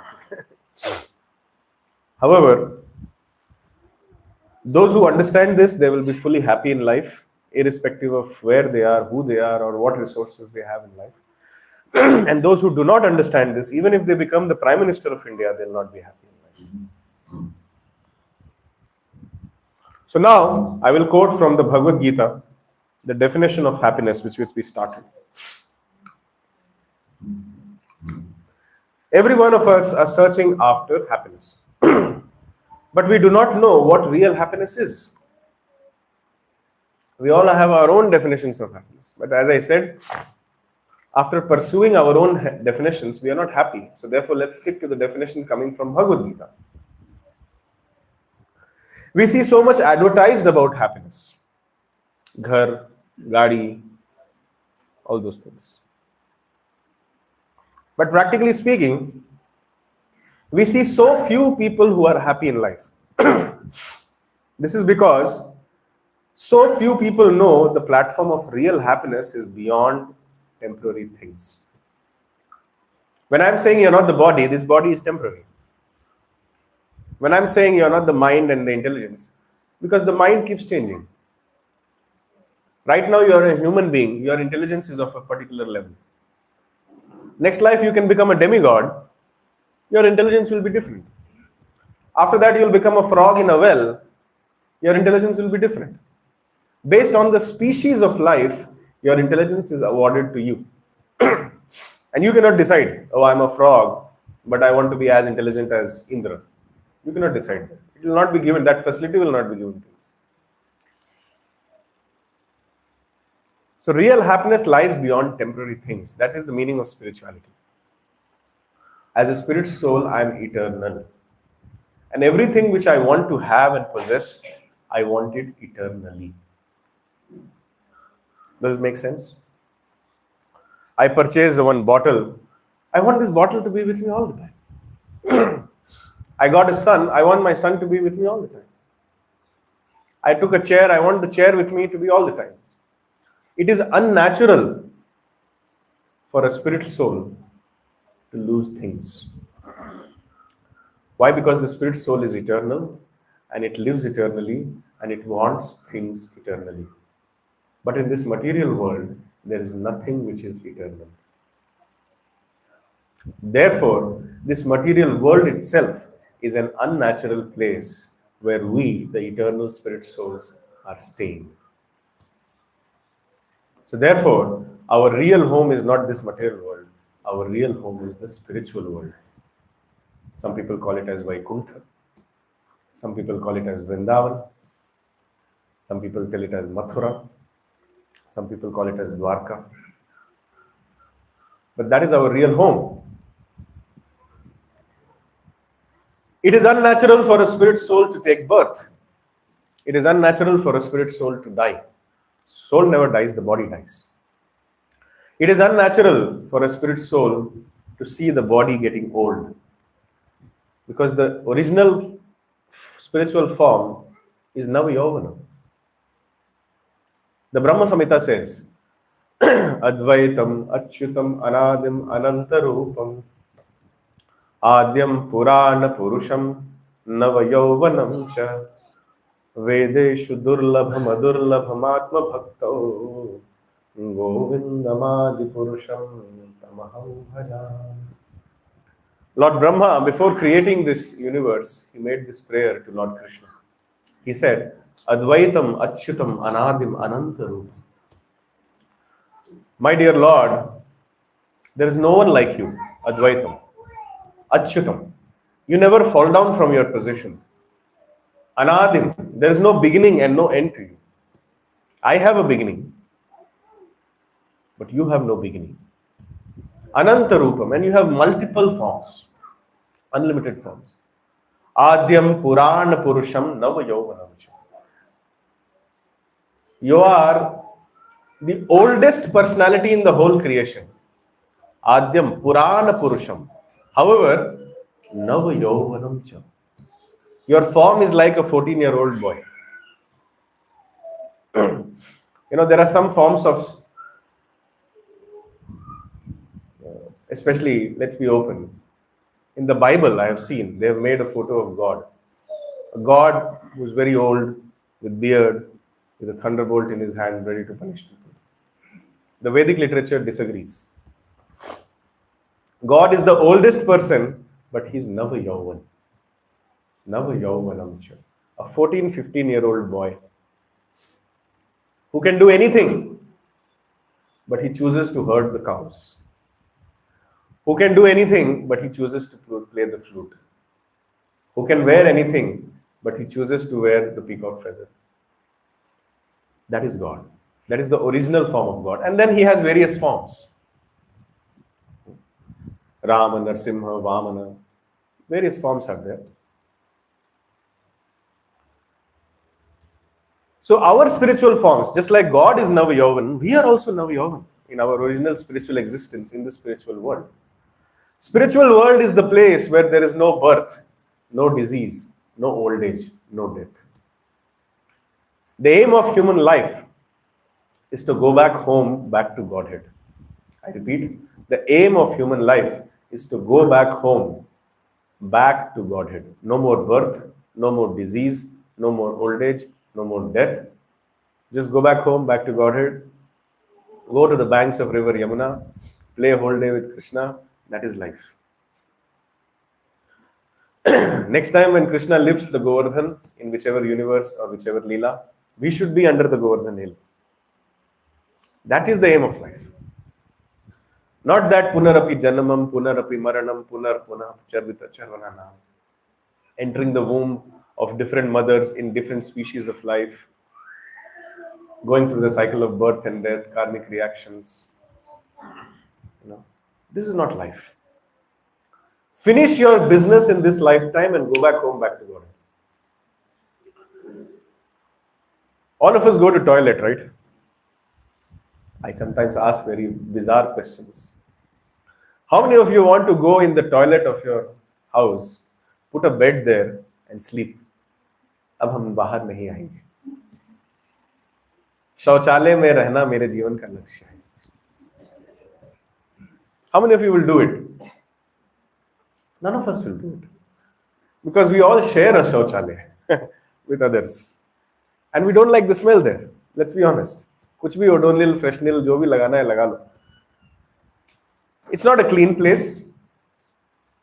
Not all of us are blessed to have a very clean shauchalaya. Let's be honest. This world is like a toilet. We have come here, we are suffering. We are suffering because of the miseries, because of our own body and mind. Do you agree? We are suffering because of the miseries which other people are giving us. Do you agree? We are suffering because of the miseries which are coming because of the natural calamities. Adhyatmik klesh Adi Bhautik Klesh, Adi Devik Klesh. Our whole life is full of Klesh. But still, when I ask you, how are you? I'm fine, thank you, fantastic, wonderful with my dog. We are not actually happy here. Real happiness lies beyond this material world, whereas there is no Adhyatmic Klesh, no Adidevik Klesh, no Adi Bhautik Klesh, no birth, no disease, no old age, no death. Real happiness lies in the spiritual world with Krishna. Real happiness lies to be with Krishna, sing with Krishna, dance with Krishna, eat with Krishna, play with Krishna, look at Krishna. Every day, just get up and understand, what did Krishna do today? The 125 years of pastimes which Krishna does in this universe is just a trailer. The real movie is going in the spiritual world. Unlimited pastimes, unlimited varieties, unlimited attraction. My problem in life is that I'm attracted to the opposite gender. I'm attracted to money. I'm attracted to my neighbor's land. I have to end up all these attractions and become attracted to the supreme attractive Krishna. That is the goal of my life, and that is my dharma. And that dharma is only possible when I become a loving servant of God. This is the key to happiness. And until and unless you become a sincere, pure devotee of the Lord with a desire to serve Him unconditionally, unmotivatedly, and uninterruptedly, your search for happiness will never end. You'll always be hankering like Hiranyakashipu and Ravan. So this real happiness, which is beyond temporary things, is described in the Bhagavad Gita by Lord Krishna. And the goal of this Gita course is to help you understand the divine teachings of Srimad Bhagavad Gita, which can ensure a positive, enthusiastic, forbearing, and divine life, or rather a consciousness, even in the most difficult, trying phases of life.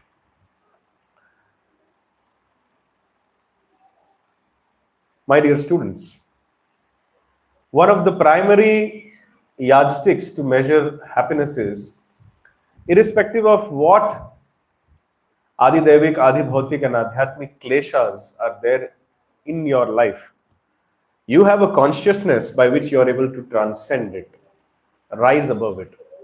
That is the definition that you are happy.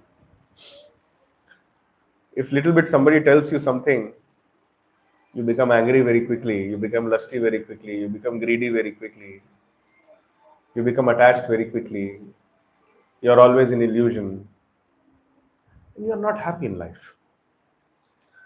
Real happiness lies beyond lust, anger, and greed, and spiritual world is a place where there is no lust, no anger, no greed, no illusion, no enviousness, no attachments. So via this Bhagavad Gita, we are teaching you how to overcome Kam, Krodh, Lobh, Moh, Mad, Matsarya. In this Bhagavad Gita course, we are teaching you how to become a pure devotee of Lord Krishna. Most importantly, in this Bhagavad Gita, we are teaching you how to be non-envious of God. Many people are envious of God. भगवान करेंगे रास लीला, हम नहीं करेंगे, हम नहीं करेंगे. अरे भगवान तो 300 करोड़ गोपियों के साथ किए, हम सिर्फ 3 के साथ करेंगे, लेकिन करेंगे जरूर. भगवान ने रासलीला में किसी के साथ सेक्स नहीं किया, लेकिन हम तो करेंगे. हमको भगवान बनना है ना. भगवान ने 16,108 महल बना करके उसमें बीवियों को पाल लिया. हमसे एक बीवी नहीं रखी जा रही है. हम भगवान बनेंगे, लेकिन भगवान ने 7 साल की उम्र में गोवर्धन उठा लिया. हम वो सब नहीं करेंगे. हमको केवल रासलीला करना है. करेक्ट ना? This is enviousness against God. I don't know one verse of Bhagavad Gita. I have not helped anybody in my life. I cannot lift the Govardhan. I cannot do any other pastimes which God has done. Only Ras Leela I want to do. अच्छा लगता है. करेंगे. This is called enviousness against God. First, try to learn the teachings of God. Then try to become God. And if you are a sincere practitioner of the message of God, you'll understand you will never ever become God. Eternally, constitutionally speaking, you are a part and parcel of God. You are meant to serve God. Bhagavad Gita. Mamai vamsha jiva loke jiva bhuta sanatanaha manaha shashthani indriyani prakriti sthani karshati. Krishna says, Mamai vamsha jiva loke jiva bhuta sanatanaha. All the living entities are my eternal fragmental parts and parcels. Eternally, we are part and parcel of God. God is like a divine supreme fire and we are a spark. A spark can never become fire. And spark will always retain its eternal individual identity also. India is a land of various philosophies. There is another philosophy in India, school of philosophy in India, which will say that you have to merge in God.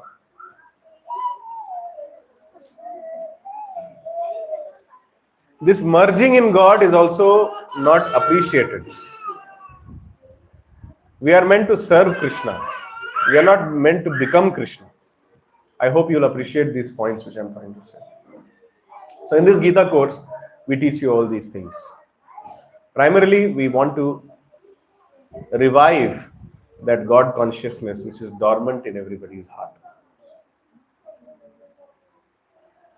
ISKCON is a very big organization, around 800 temples all over the world. One can say you are Indians, you know about Krishna, you must have observed Janmashtami, so you are here. But what about the people in Amsterdam? What about the people in New Zealand? What about the people in Dubai? What about the people in Germany? They don't know Krishna. But when they read the Bhagavad Gita, they become devotees of Krishna. That means this God consciousness is not an artificial or an extra disposition which we are trying to put on your mind. God consciousness, Krishna consciousness is dormant there in everybody's heart. It only gets revived. So in this Gita course, we are trying to revive our dormant God consciousness.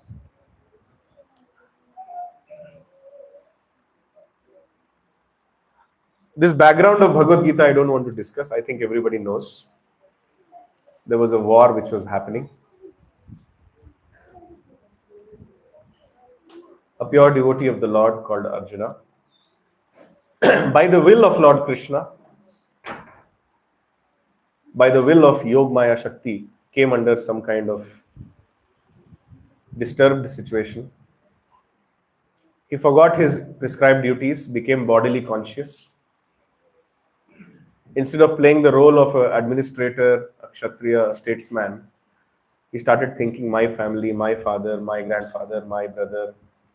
And in the name of all that bodily relationships, he was ignoring his eternal duty. Now this Arjuna is not an ordinary person. He's not like you and me. He's known for his archery skills. He's known for his concentration. In the self-same body, he has made journey to other planets by the power of his yogic potency. He has defeated all the demigods, all the demons. How many of you have seen beautiful people in life? For Mataji's, yeah, I have seen beautiful men. And for Prabhuji's, yeah, I have seen beautiful ladies. We have all seen earthly beauties. We have not seen celestial beauties. You really don't know who is Urvashi. She is a celestial denizen existing in the Swarga Loka. There are 14 planetary systems in our universe. Bhulok, Bhuvarlok, Swarglok, Janalok, Taplok, Maharlok, Brahmalok. And similarly below the earth there is Atal, Vital, Talatal, Rasatal, Atal and Patal. So in the Swargaloka, which exists in a different dimension, it exists only people who are free of a certain amount of lust, anger, and greed can go to Swargloka. However, even in Swargloka, there is birth, disease, old age, and death. Even in the topmost planet of this universe, Brahmaloka, where Lord Brahma is residing, the lifetime of Lord Brahma is 311 trillion 40 billion years. Short lifespan. 311 trillion 40 billion years is the life of Brahma. Satyug, Treta, Dwapar, and Kali is called one cycle of yugas, Divya Yuga. One Kali Yuga lasts for 4,32,000 years, out of which only 5,000 years are over now. If Kali Yuga is X, then 2X is Dwapar, 3X is Treta, and 4X is Kali Yuga, Satyuga. 10X, 4X, 3X, 2X, X, 10X. That means 43,20,000 years is one cycle of 4 yugas. When 1,000 such cycle of 4 yugas pass, one day of Brahma gets over. But even in Brahmaloka, A Brahma Bhuvana Loka Punaravartino Arjuna, Krishna is mentioning about Brahmaloka in the Bhagavad Gita, and he's telling that even in Brahmaloka there is birth, disease, old age, and death. So our aim of life is not to uplift ourselves to Brahmaloka or Swargloka. Our aim of life is to go back home, back to Godhead, where there is no birth, no disease, no old age, no death, live eternally with Krishna. That background of Bhagavad Gita is being discussed here. Arjuna is not an ordinary person. His aspiration was not to go to Swargloka. He was a pure devotee of Krishna. When Urvashi came in front of him, he rejected Urvashi. It is not something ordinary. We are earthly residents. If a celestial beauty comes in front of us, we don't know how we will react. We really don't know. And we are not talking about beauty in the mode of ignorance and passion. Urvashi is existing in the pure mode of goodness. And when she'll come in front of you, you will be like, I surrender to you. Not just men, but women will also surrender to Urvashi. That is Urvashi. And that Urvashi, when she comes, Arjuna is so controlled. His lusty nature he is actually free from lusty desires. He said no to Urvashi also. Even demigods like Indra cannot resist her. But Arjuna is higher than demigods. Such a person is having doubts. Arjuna is not an ordinary person, and his doubts are not definitely ordinary. His confusions are not ordinary. And when Krishna starts, Supreme Personality of Godhead starts answering the questions of the most advanced version of human being, that is Arjuna, who is a devotee also, that discussion is called Bhagavad Gita. And that is happening on a battlefield, and the entire discussion happened in 48 minutes. That which we cannot understand in 48 years, for 480 years, 48 lifetimes, was understood by Arjuna in 48 minutes. That is the background of Bhagavad Gita. We will end today's discussion by chanting one shloka. Please repeat with me. Dhritarashtra uvacha dharma kshetre kurukshetre samaveta mamakaha pandavaschaiva kim akurvata sanjaya. You please read the translation loudly. O Sanjaya, after my sons and the sons of Pandu assembled in the place of pilgrimage at Kurukshetra, desiring to fight, what did they do? So this is the opening verse of the Bhagavad Gita. This itself speaks a lot. Dharma kshetre kurukshetre. Even before the Kali Yuga or the Kurukshetra battle was fought, this Kurukshetra was a place for doing various Vedic sacrifices. It was a Dharma Kshetra. And when dharmic people, when devotees of God, when they go in a Dharma Kshetra, they get more strength. Spiritual vibrations are there. For example, this is a temple of Krishna. When a Krishna devotee will come here, he'll feel more surcharged, right? But let's say if a communist atheist comes here,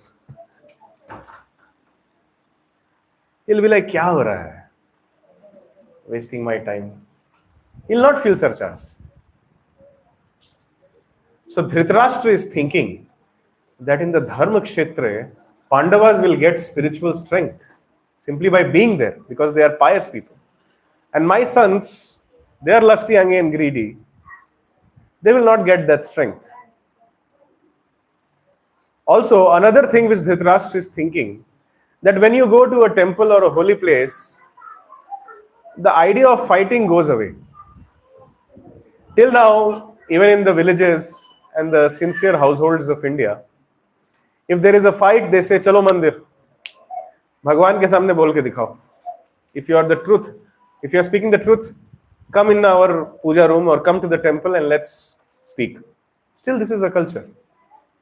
And I have seen in my life that when people come in front of God, they stop fighting. They stop lying. So Dhritarashtra was thinking that Pandavas, who are in a fighting spirit right now with my sons, the Kauravas, probably when they will go to Kurukshetra, which is a Dharma Kshetra, they will give up the desire to fight. So my sons will get the whole kingdom without fighting. All this is explained in the Bhagavad Gita. The thought process of Dhritarashtra. So he's thinking, Dharma Kshetre, Kurukshetre, Samaveta Yuyutsava. He's telling my sons and Pandus, first of all, another separatist mentality of Dhritarashtra is being highlighted here. All of them, the Pandavas are also the sons of his brother. And in the absence of the younger brother, the elder brother takes the role of a father. So Dhritarashtra is like the father for the Pandavas also and Kauravas also. But he's telling, my sons and the sons of Pandu. Do you see the difference? He has a separatist mentality. He knows it's a Dharma Kshetra. So Pandavas may give up the desire to fight. They will get spiritual benefit by going there. And he's asking, he's not sure whether my sons will win the battle or not. So he's asking that now when they have assembled to fight, what are they actually doing? Are they actually fighting or not? Have the Pandavas given up the desire to fight? Will my sons get the entire battle, or will my sons get the entire kingdom without fighting? My sons, sons of Pandu. This is the evil diplomatic thought consciousness of Dhritarashtra, which is being displayed in this verse. Another summum bonum of this verse is the whole battlefield of Kurukshetra represents a field where Lord Krishna is the farmer. In any field, there is the crop and there is the weed. A rice plant is growing, a rice crop is growing. Around the rice crop, a similar looking weed also grows, an unwanted plant, which chokes the rice, which takes all the nourishment of the rice and does not let the rice grow. So it is the job of a farmer to pluck the weeds at the right time. So this verse is the summum bonum, which says that Kurukshetra is like a field where Krishna is the farmer, Kauravas are the weeds, and Pandavas are the crops. So all that understanding is explained in the first verse only. Therefore, the first verse of Bhagavad Gita opens up like this. And this is the greatest discussion which is happening on a battlefield. Many people say this Bhagavad Gita is meant for military generals. I am not a military general. No. We are all at war. I repeat, everybody is at war in their mind, in their life. Some crisis is always there. I'll give you an example. 30 years ago, if someone would have told you that you will get 20 liters of water after paying 80 rupees, what would have you done? He's telling I would have slapped that person. Don't you think we are in a crisis right now? Paying 80 rupees for 20 liters of water. And what will this charge be after 20 years? Probably after 20 years, we have to pay for the air which we are breathing. So how many of you think you are not in a war-like situation right now? I'm just talking about the externals. What about the internals? Right now, many of you are sitting, but your mind is not here. Maybe. मन कहीं और है. ये कैसे होगा, वो कब खरीदेंगे, इसको कब पे करेंगे, उधर कैसे जाएंगे, इसको कैसे खत्म करेंगे, ये क्यों नहीं हो रहा है, वो खिचड़ी कब मिलेगा. It's going on. Eternally it's going on. So we are all at war. And we all need the Bhagavad Gita. Practical tip of the day. This is 3rd chapter, Karma Yoga, shloka number 10. In the beginning of the creation, the Lord of all creatures sent forth generations of men and demigods, along with sacrifices for Vishnu, and blessed them by saying, "Be thou happy by this yajna sacrifice, because its performance will bestow upon you everything desirable for living happily and later achieving liberation." So sacrifice means doing something which pleases God. An act which pleases God is called sacrifice. Sacrifice doesn't mean cut and eat. Sacrifice means an act which pleases the Lord. So do you think when you cut a goat, it pleases the Lord? How many of you are peace lovers? I want peace. Many of you said, no, I want peace in life. Your peace begins at your dining table. If your dining table is not peaceful, no, then you can never get peace in life. Sorry to say. See, I am a saint, I am a monk. I can afford to speak like this.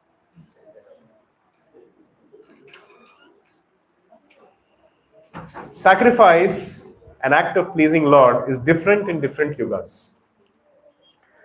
Kritya Vishnum Tretayam Yajato Makhaihi Dwapare Paricharyayam Kalau Tadhari Kirtanat. I talked about 4 yugas. According to Vedic literature, the lifespan of people in different yugas was different. How many of you believe this? You should believe this.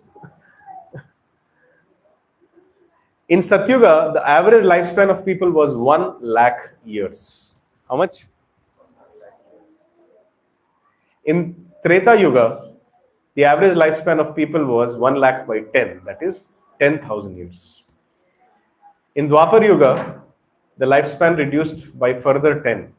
That means in Dwapar Yuga, the average lifespan of a person was 1,000 years. And when the Kali Yuga began 500 years ago, 5,000 years ago, the average lifespan of people was 100 years. Now what is the average lifespan? Sorry? You are very optimistic.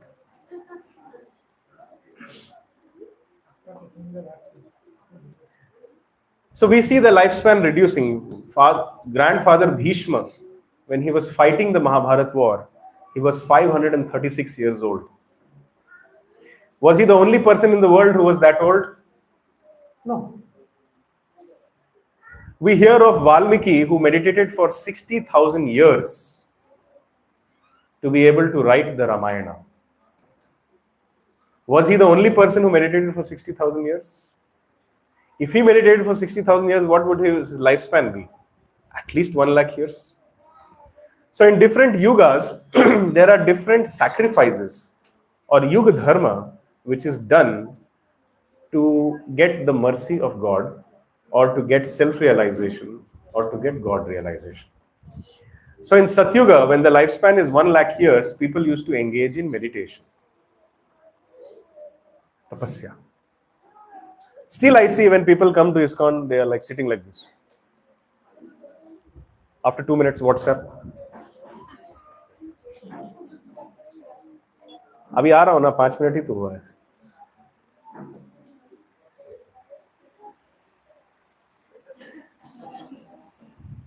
That prasad is very nice.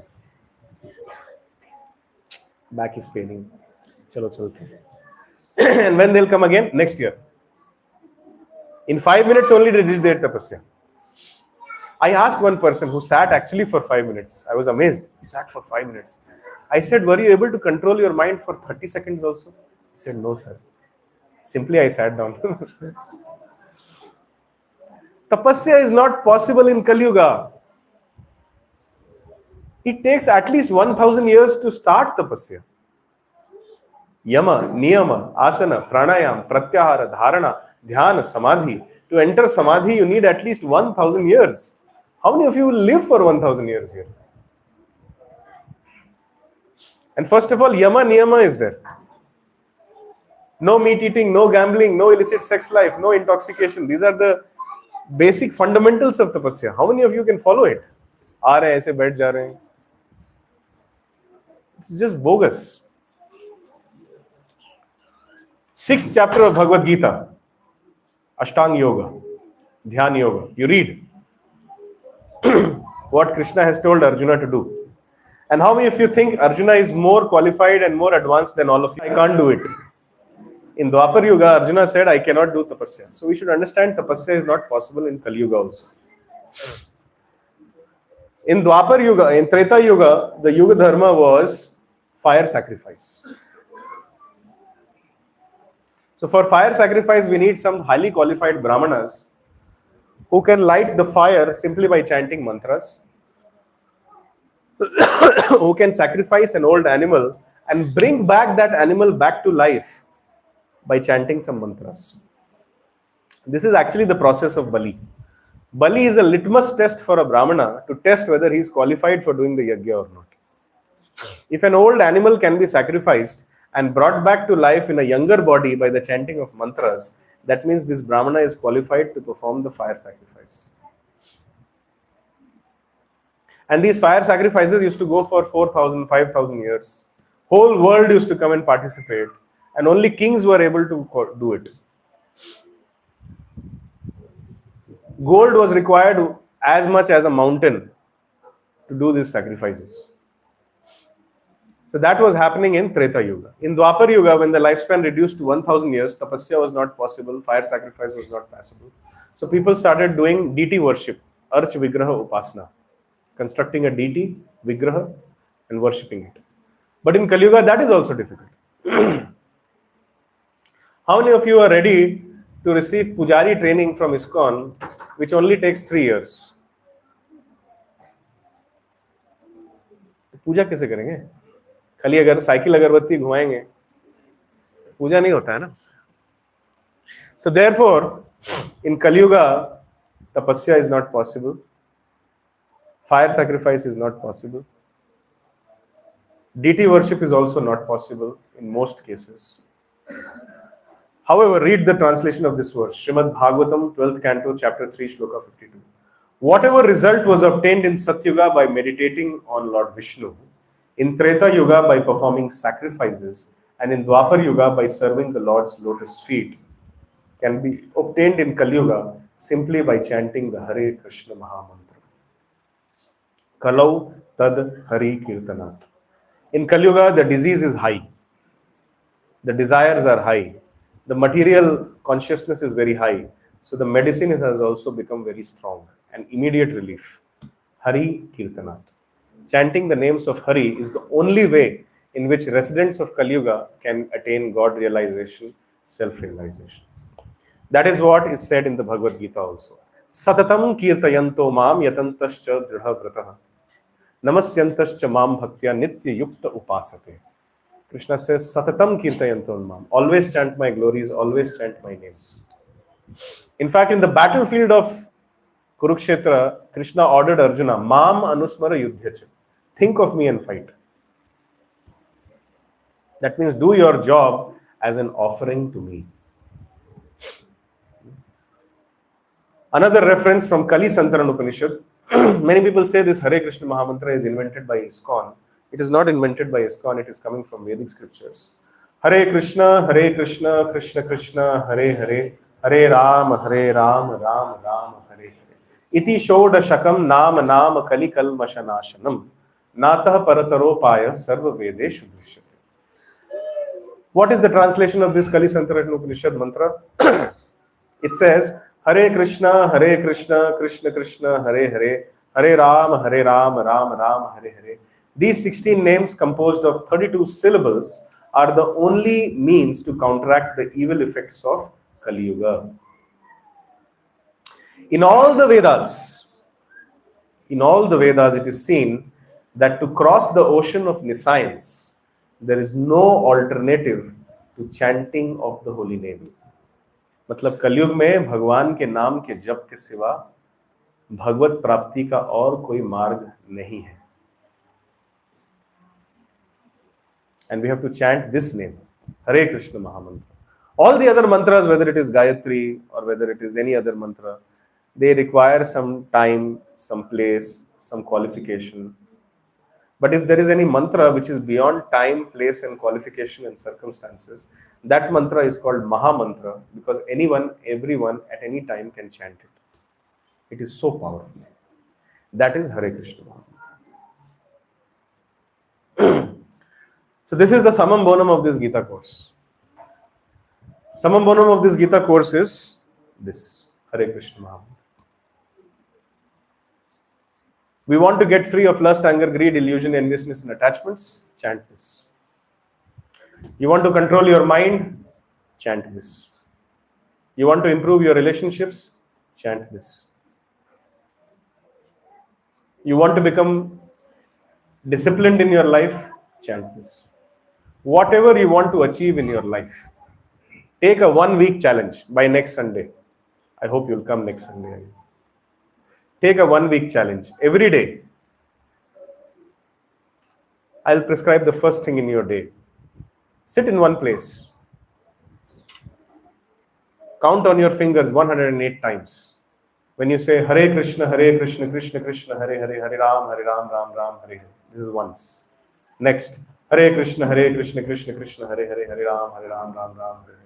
Like this, you chant 108 times. You can take a japmala from here so that you don't have the need to keep the count in your mind. Chant this for 1 week. It takes 7 minutes to do that. You can give 1.5 hours, so you can give 7 minutes also. Give 7 minutes to this chanting of Hare Krishna Mahamantra and then come and tell me how you feel after 7 days. If there is anybody who comes and tells me that, no, Prabhu, my life became miserable after chanting this Hare Krishna Mahamantra, or, I'm not charging anything, okay? This mantra is available for free. If anybody loses money or if anybody loses their peace of mind, you come and tell me. It's not possible.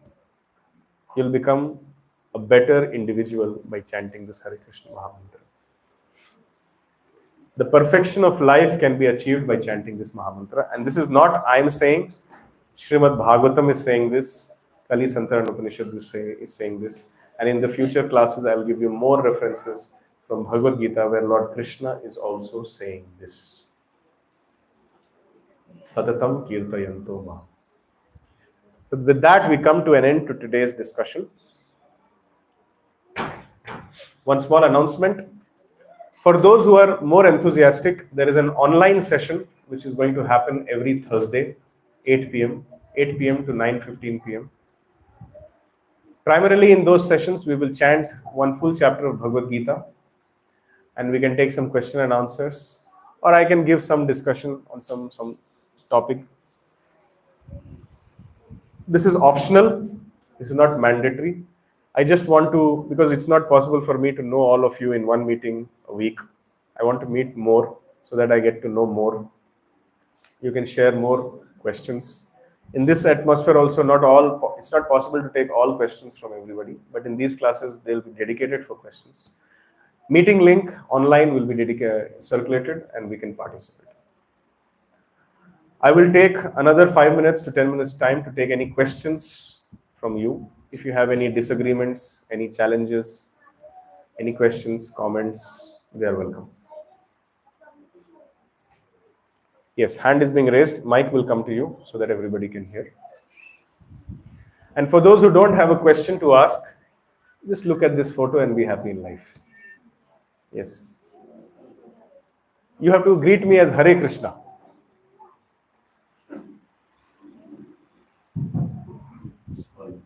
Yes. So why are the cycles of birth and death are happening? Good question. But good question. Why the cycles of birth, death, old age, and disease is happening? I'll answer. See, whatever in these classes I'll answer based on Bhagavad Gita. The Bhagavad Gita says, Yam yam vapi smaran bhavam tyajat chante kalevaram tam tam evaiti kaunteya sada tad bhava bhavita.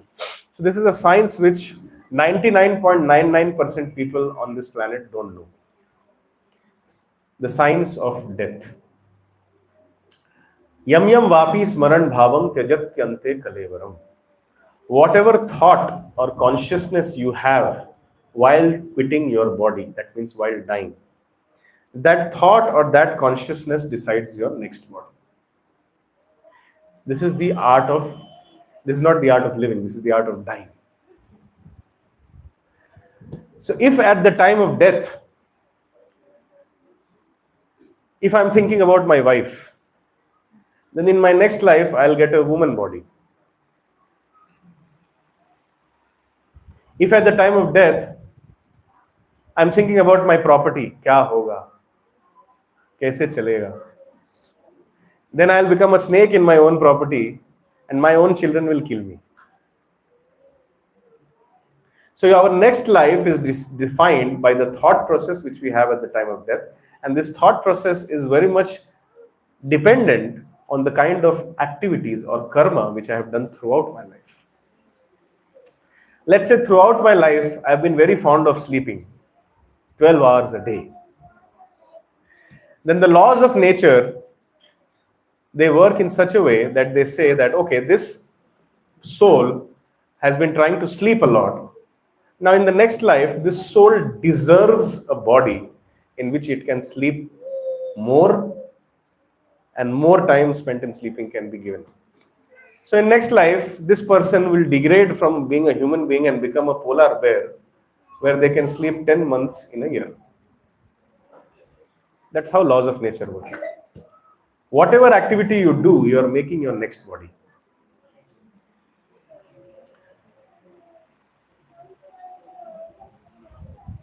You see the trees standing naked, sun, rain, heat, monsoon, winter. The scriptures say that those who like to expose their body a lot, they will become a tree in their next life. Stand naked, 5,000 years, Bargat Ped. No problem. So there are laws of nature which we don't know. According to the karma and according to the thought process, which is also influenced by karma, I get my next body. Why do you think there are 84 million species of life? Because different people do different karma. The scriptures say that a very lusty person becomes a dog in their next life. That's why you see a dog all the time lustily moving around, territorial consciousness. Wherever a dog will go, it will pass urine. You know why? To mark its territory. यहाँ पर पेशाब मैंने किया है, ये जगह मेरा है. That's why every dog keeps sniffing all the time. यहाँ पर कोई और urine है क्या? You make a mound of sand, you will see one dog will come, it will urinate all around the sand and sit on the top of the sand. मेरा है. So a person who has this tera mera mentality too much and is very lusty becomes a dog in their next life and continues the same kind of life. So there are 84 million species of life based on the kind of karma which we do and the thought process which we have at the time of death. We keep moving in various species of life. I cannot call a dog from outside, Andar aa jao, sit here, listen to Bhagavad Gita class, become a devotee of Krishna. Is it possible? No. If I beat the dog with a stick today, will the dog come again in the evening? Yes. But if I beat you with a stick, will you come again next time? No. Because you have this cognizance, you have this consciousness where you are trying to ask questions that I don't want to die. Why am I being forced to die? I don't want to become old. Why am I being forced to become old? I don't want to enter the womb of a mother again and be surrounded by pus, stool, urine, insects, and be in that situation for 9 months, 10 days. Why am I being forced to take birth again? I don't want to fall sick, but why am I being forced to fall sick? These kind of questions we can ask only in a human form of life. So therefore, human form of life is considered as a junction from where either we can go back home, back to Godhead, or we can continue in this 84 million species of life. Based on my karma and based on the thought at the time of death, I keep revolving in these 84 million species of life. However, the Bhagavad Gita says, Antakale chamameva smaran muktva kalevaram na prayati samadbhavam nasti atra tatra samshaya. Krishna says, if somebody at the time of death thinks of me, मरते समय यदि हम भगवान के नाम, रूप, गुण या लीला का स्मरण कर पाए तो हमारा कभी दोबारा जन्म नहीं होगा. अंतकाले च माम एव. Krishna is telling, think about me, not of anybody else. माम एव. स्मरण मुक्त्वा कलेवरम. सोचते हुए अपने कलेवर, अपने देह का त्याग करो. यह प्रयाति समद्भावम. Such a person will never take birth again. So the answer to your question is that in your past 1 billion lifetimes, while quitting your body, you could not think of God. And you did not do such a karma which could liberate you from the cycle of birth and death. Every lifetime you had a mother, every lifetime you had a father, every lifetime you had a wife, every lifetime you had children, every lifetime you had friends, society, car. But in all these lifetimes, you didn't have Krishna. You didn't have a devotee of Krishna in your life who could connect you to Krishna. That is why you're sitting here, and that is why I am sitting here. So therefore, in this lifetime, so many lifetimes we have done so much nonsense, forgotten God. Let's give one life to Krishna. We have had, minimum all of us who are sitting here, at least 1 billion lifetimes all of us have had. Assuming we have all circulated in the 84 million species. So at least 1 billion lifetimes we have had. What is the loss if it becomes 1 billion 1? What is the fraction? No problem.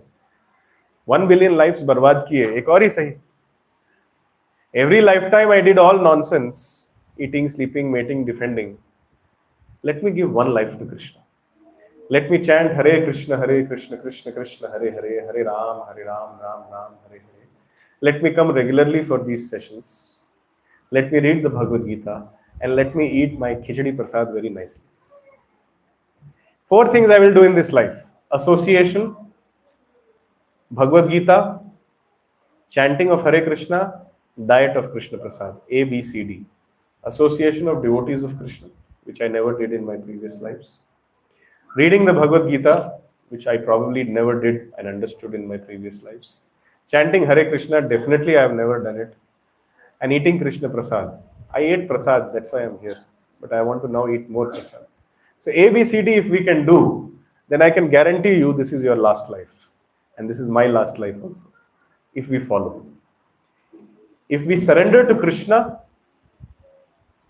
Krishna says in the Bhagavad Gita, Sarva dharman parityajya mamekam sharanam raja aham tvam sarva papebhyo mokshayishyami ma shuchah. Abandon all varieties of religion and just surrender unto me, and I shall give you freedom from all sinful reactions. Don't worry.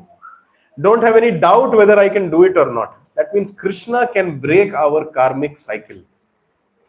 He can give freedom from our karma. He can actually take us back to God. If we surrender. If we have some personal hidden agenda, some politics, some diplomacy, then we will not go back to God. Then, based on your karma, you will enter the womb of another mother, which is not sure that it will be a human being only. So to answer your question, very good question is, We did not get the association of devotees. We did not read, understand, and apply the Bhagavad Gita in our life. We didn't chant Hare Krishna. We didn't sufficiently eat Krishna Prasad. And we did not remember Krishna at the time of death. That is why we are still taking birth, disease, old age, and death. And we are suffering. We are suffering so much that when the degree of our suffering reduces a little bit, we think it is happiness. We have never experienced uncontaminated happiness. Does this answer your question? Good question. Thank you. I wanted to cover these points. Okay. When money cannot buy true happiness, why people run after money? I don't know. You have to tell me. I really don't know. Do you think I'm unhappy? I don't have money with me, but I'm happy. Look at me. I'm a real life example. How people can be happy without money also.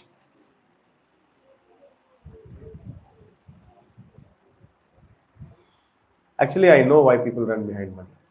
What is your name? Lakshman. Your age? 47.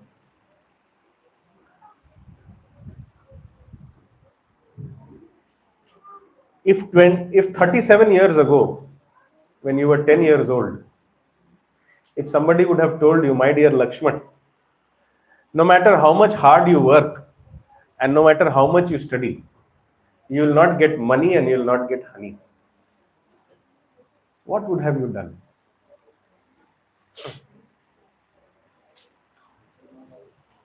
You wouldn't have struggled so much in life.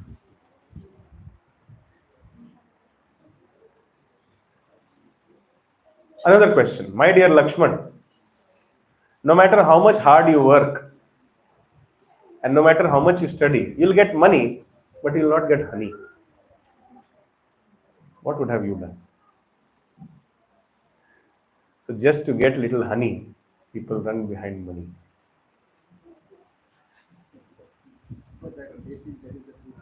People think that if I have money, I'll get attraction from the opposite gender.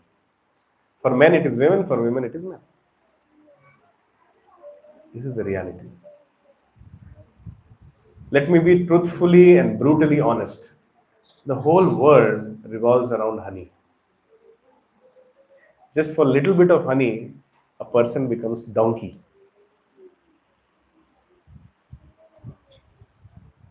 In my village, I used to see donkeys, khachar, mule. When a male donkey approaches a she donkey, the she donkey hits him very hard on the chest, on the face. Sometimes blood also comes out. Again keeps going back. इसलिए उसको गधा बोलते हैं. Many of us have become gadha without realizing. This is the sad reality of this world. Somehow Krishna saved me from becoming a gadha, so I can see this. But before becoming like this, I have spent a majority of my life being a gadha. So I have experienced both sides of the story, so I can tell you from my personal experience. I'm also a 36-year-old man sitting here. And I was not born as a devotee. So I can tell you. Just for a little bit honey, people want money. And to get that money, they go to any extent. And ultimately, they are not happy. Because honey and money cannot make a spirit soul happy.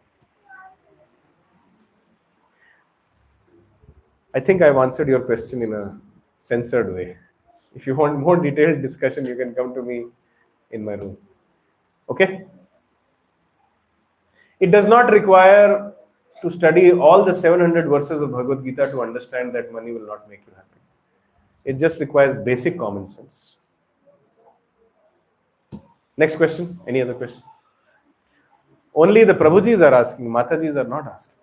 By the way, don't mind me calling you Mataji. That is the culture in Vedic life. Everybody except my wife is my mother. This is the culture of Vedic life. Even if a small girl comes, I have to address her as my mother. Similarly, for Matajis, everybody except your husband is like a father figure, Prabhu, master. And you have to serve them, respect them. So in ISKCON, we call all males as Prabhujis. You are my master, I have to serve you. You please tell me what I should do for you. And every woman is my mother. And you are my, I have to treat you like my mother. So no questions from Mataji's side. That means either you are super enlightened or else you understood everything. Okay, question. I have another bizarre question. Is it related to the class? Okay. Taking this question forward, Who is his the, birth date and old age disease? yes, if the ultimate aim is to end up, back to God, why was this system, Created. yes, of having human beings on Earth and then this carbon This question is answered in very great detail in the next session. However, since you have asked it, I will answer it very, very briefly. Okay? And I will not take further questions because this is already covered in more detail in next session. That child, the parent wants to sit in the class, but the child is not letting them sit. We all have some children or some young ones. We tell them that this is not good for you. Don't do this. But do our young ones always listen to us? Yes or no? Sometimes they really dance on our head. Chahiye, chahiye, chahiye, chahiye. Then in the end, what do? That see, I have explained you. This is not good for you. Now still if you want to do it, it's your call and be ready to suffer. Le lo, jao, le lo. At one point of time, when we were initially all in the spiritual world, we became envious of God. We started telling, I want to become like you. God, I want to be like you. God is telling it is not possible for you. Your job description is to just be with me, serve me, and be happy. Because I am Govinda. I know how to make you happy. You don't know how to make you happy yourself also. Only I can make you happy. So no, I want to become God. I want to enjoy like you. I want to be like you. Krishna explained us with tears in his eyes that don't do this. But we said, no, I want to become God. I want to be the Lord of everything I see and I survey. I want to do sense gratification. I want to enjoy separately from you. I want to forget you and I want to enjoy separately from you, like you enjoy. So then, Krishna sent us to this material world. Because in spiritual world, such kind of illusory existence is not possible. So in material world, everybody is in illusion. There are 5 kinds of illusion which were created when this universe was created by Lord Brahma. So in this material world, everybody is in illusion. We may die 1 hour from now. But if I play some nice movie song, you will start dancing like this. This is illusion only, no? Especially when marriages happen, Bharat nikalta hai. Somebody else is getting married. They don't know what they are getting into. Others know what they are getting into. And a third party person who has no concern anywhere. This is material world. You understood? So, God has made this world for us to understand that we can never be God. Our attempts for sense gratification will ultimately end in frustration. For us to get this realization, God has mercifully granted us this material world, where He has made the laws of material nature and where He has put His Maya Shakti to beat the pulp out of us so that we ultimately surrender one day and go back home back. It's like a small son who is thinking my father cannot take care of me and has run away from the house outside. So how to get that son back? Until unless that son realizes that the world outside is not good. These people who are giving me food, who are giving me shelter, who are giving me little clothes, who are giving me a few movies, they can't make me happy. Only a person who can slap me and take me away from here and connect me back to my father can make me happy. And I can truly be happy with my father because my father knows how to make me happy.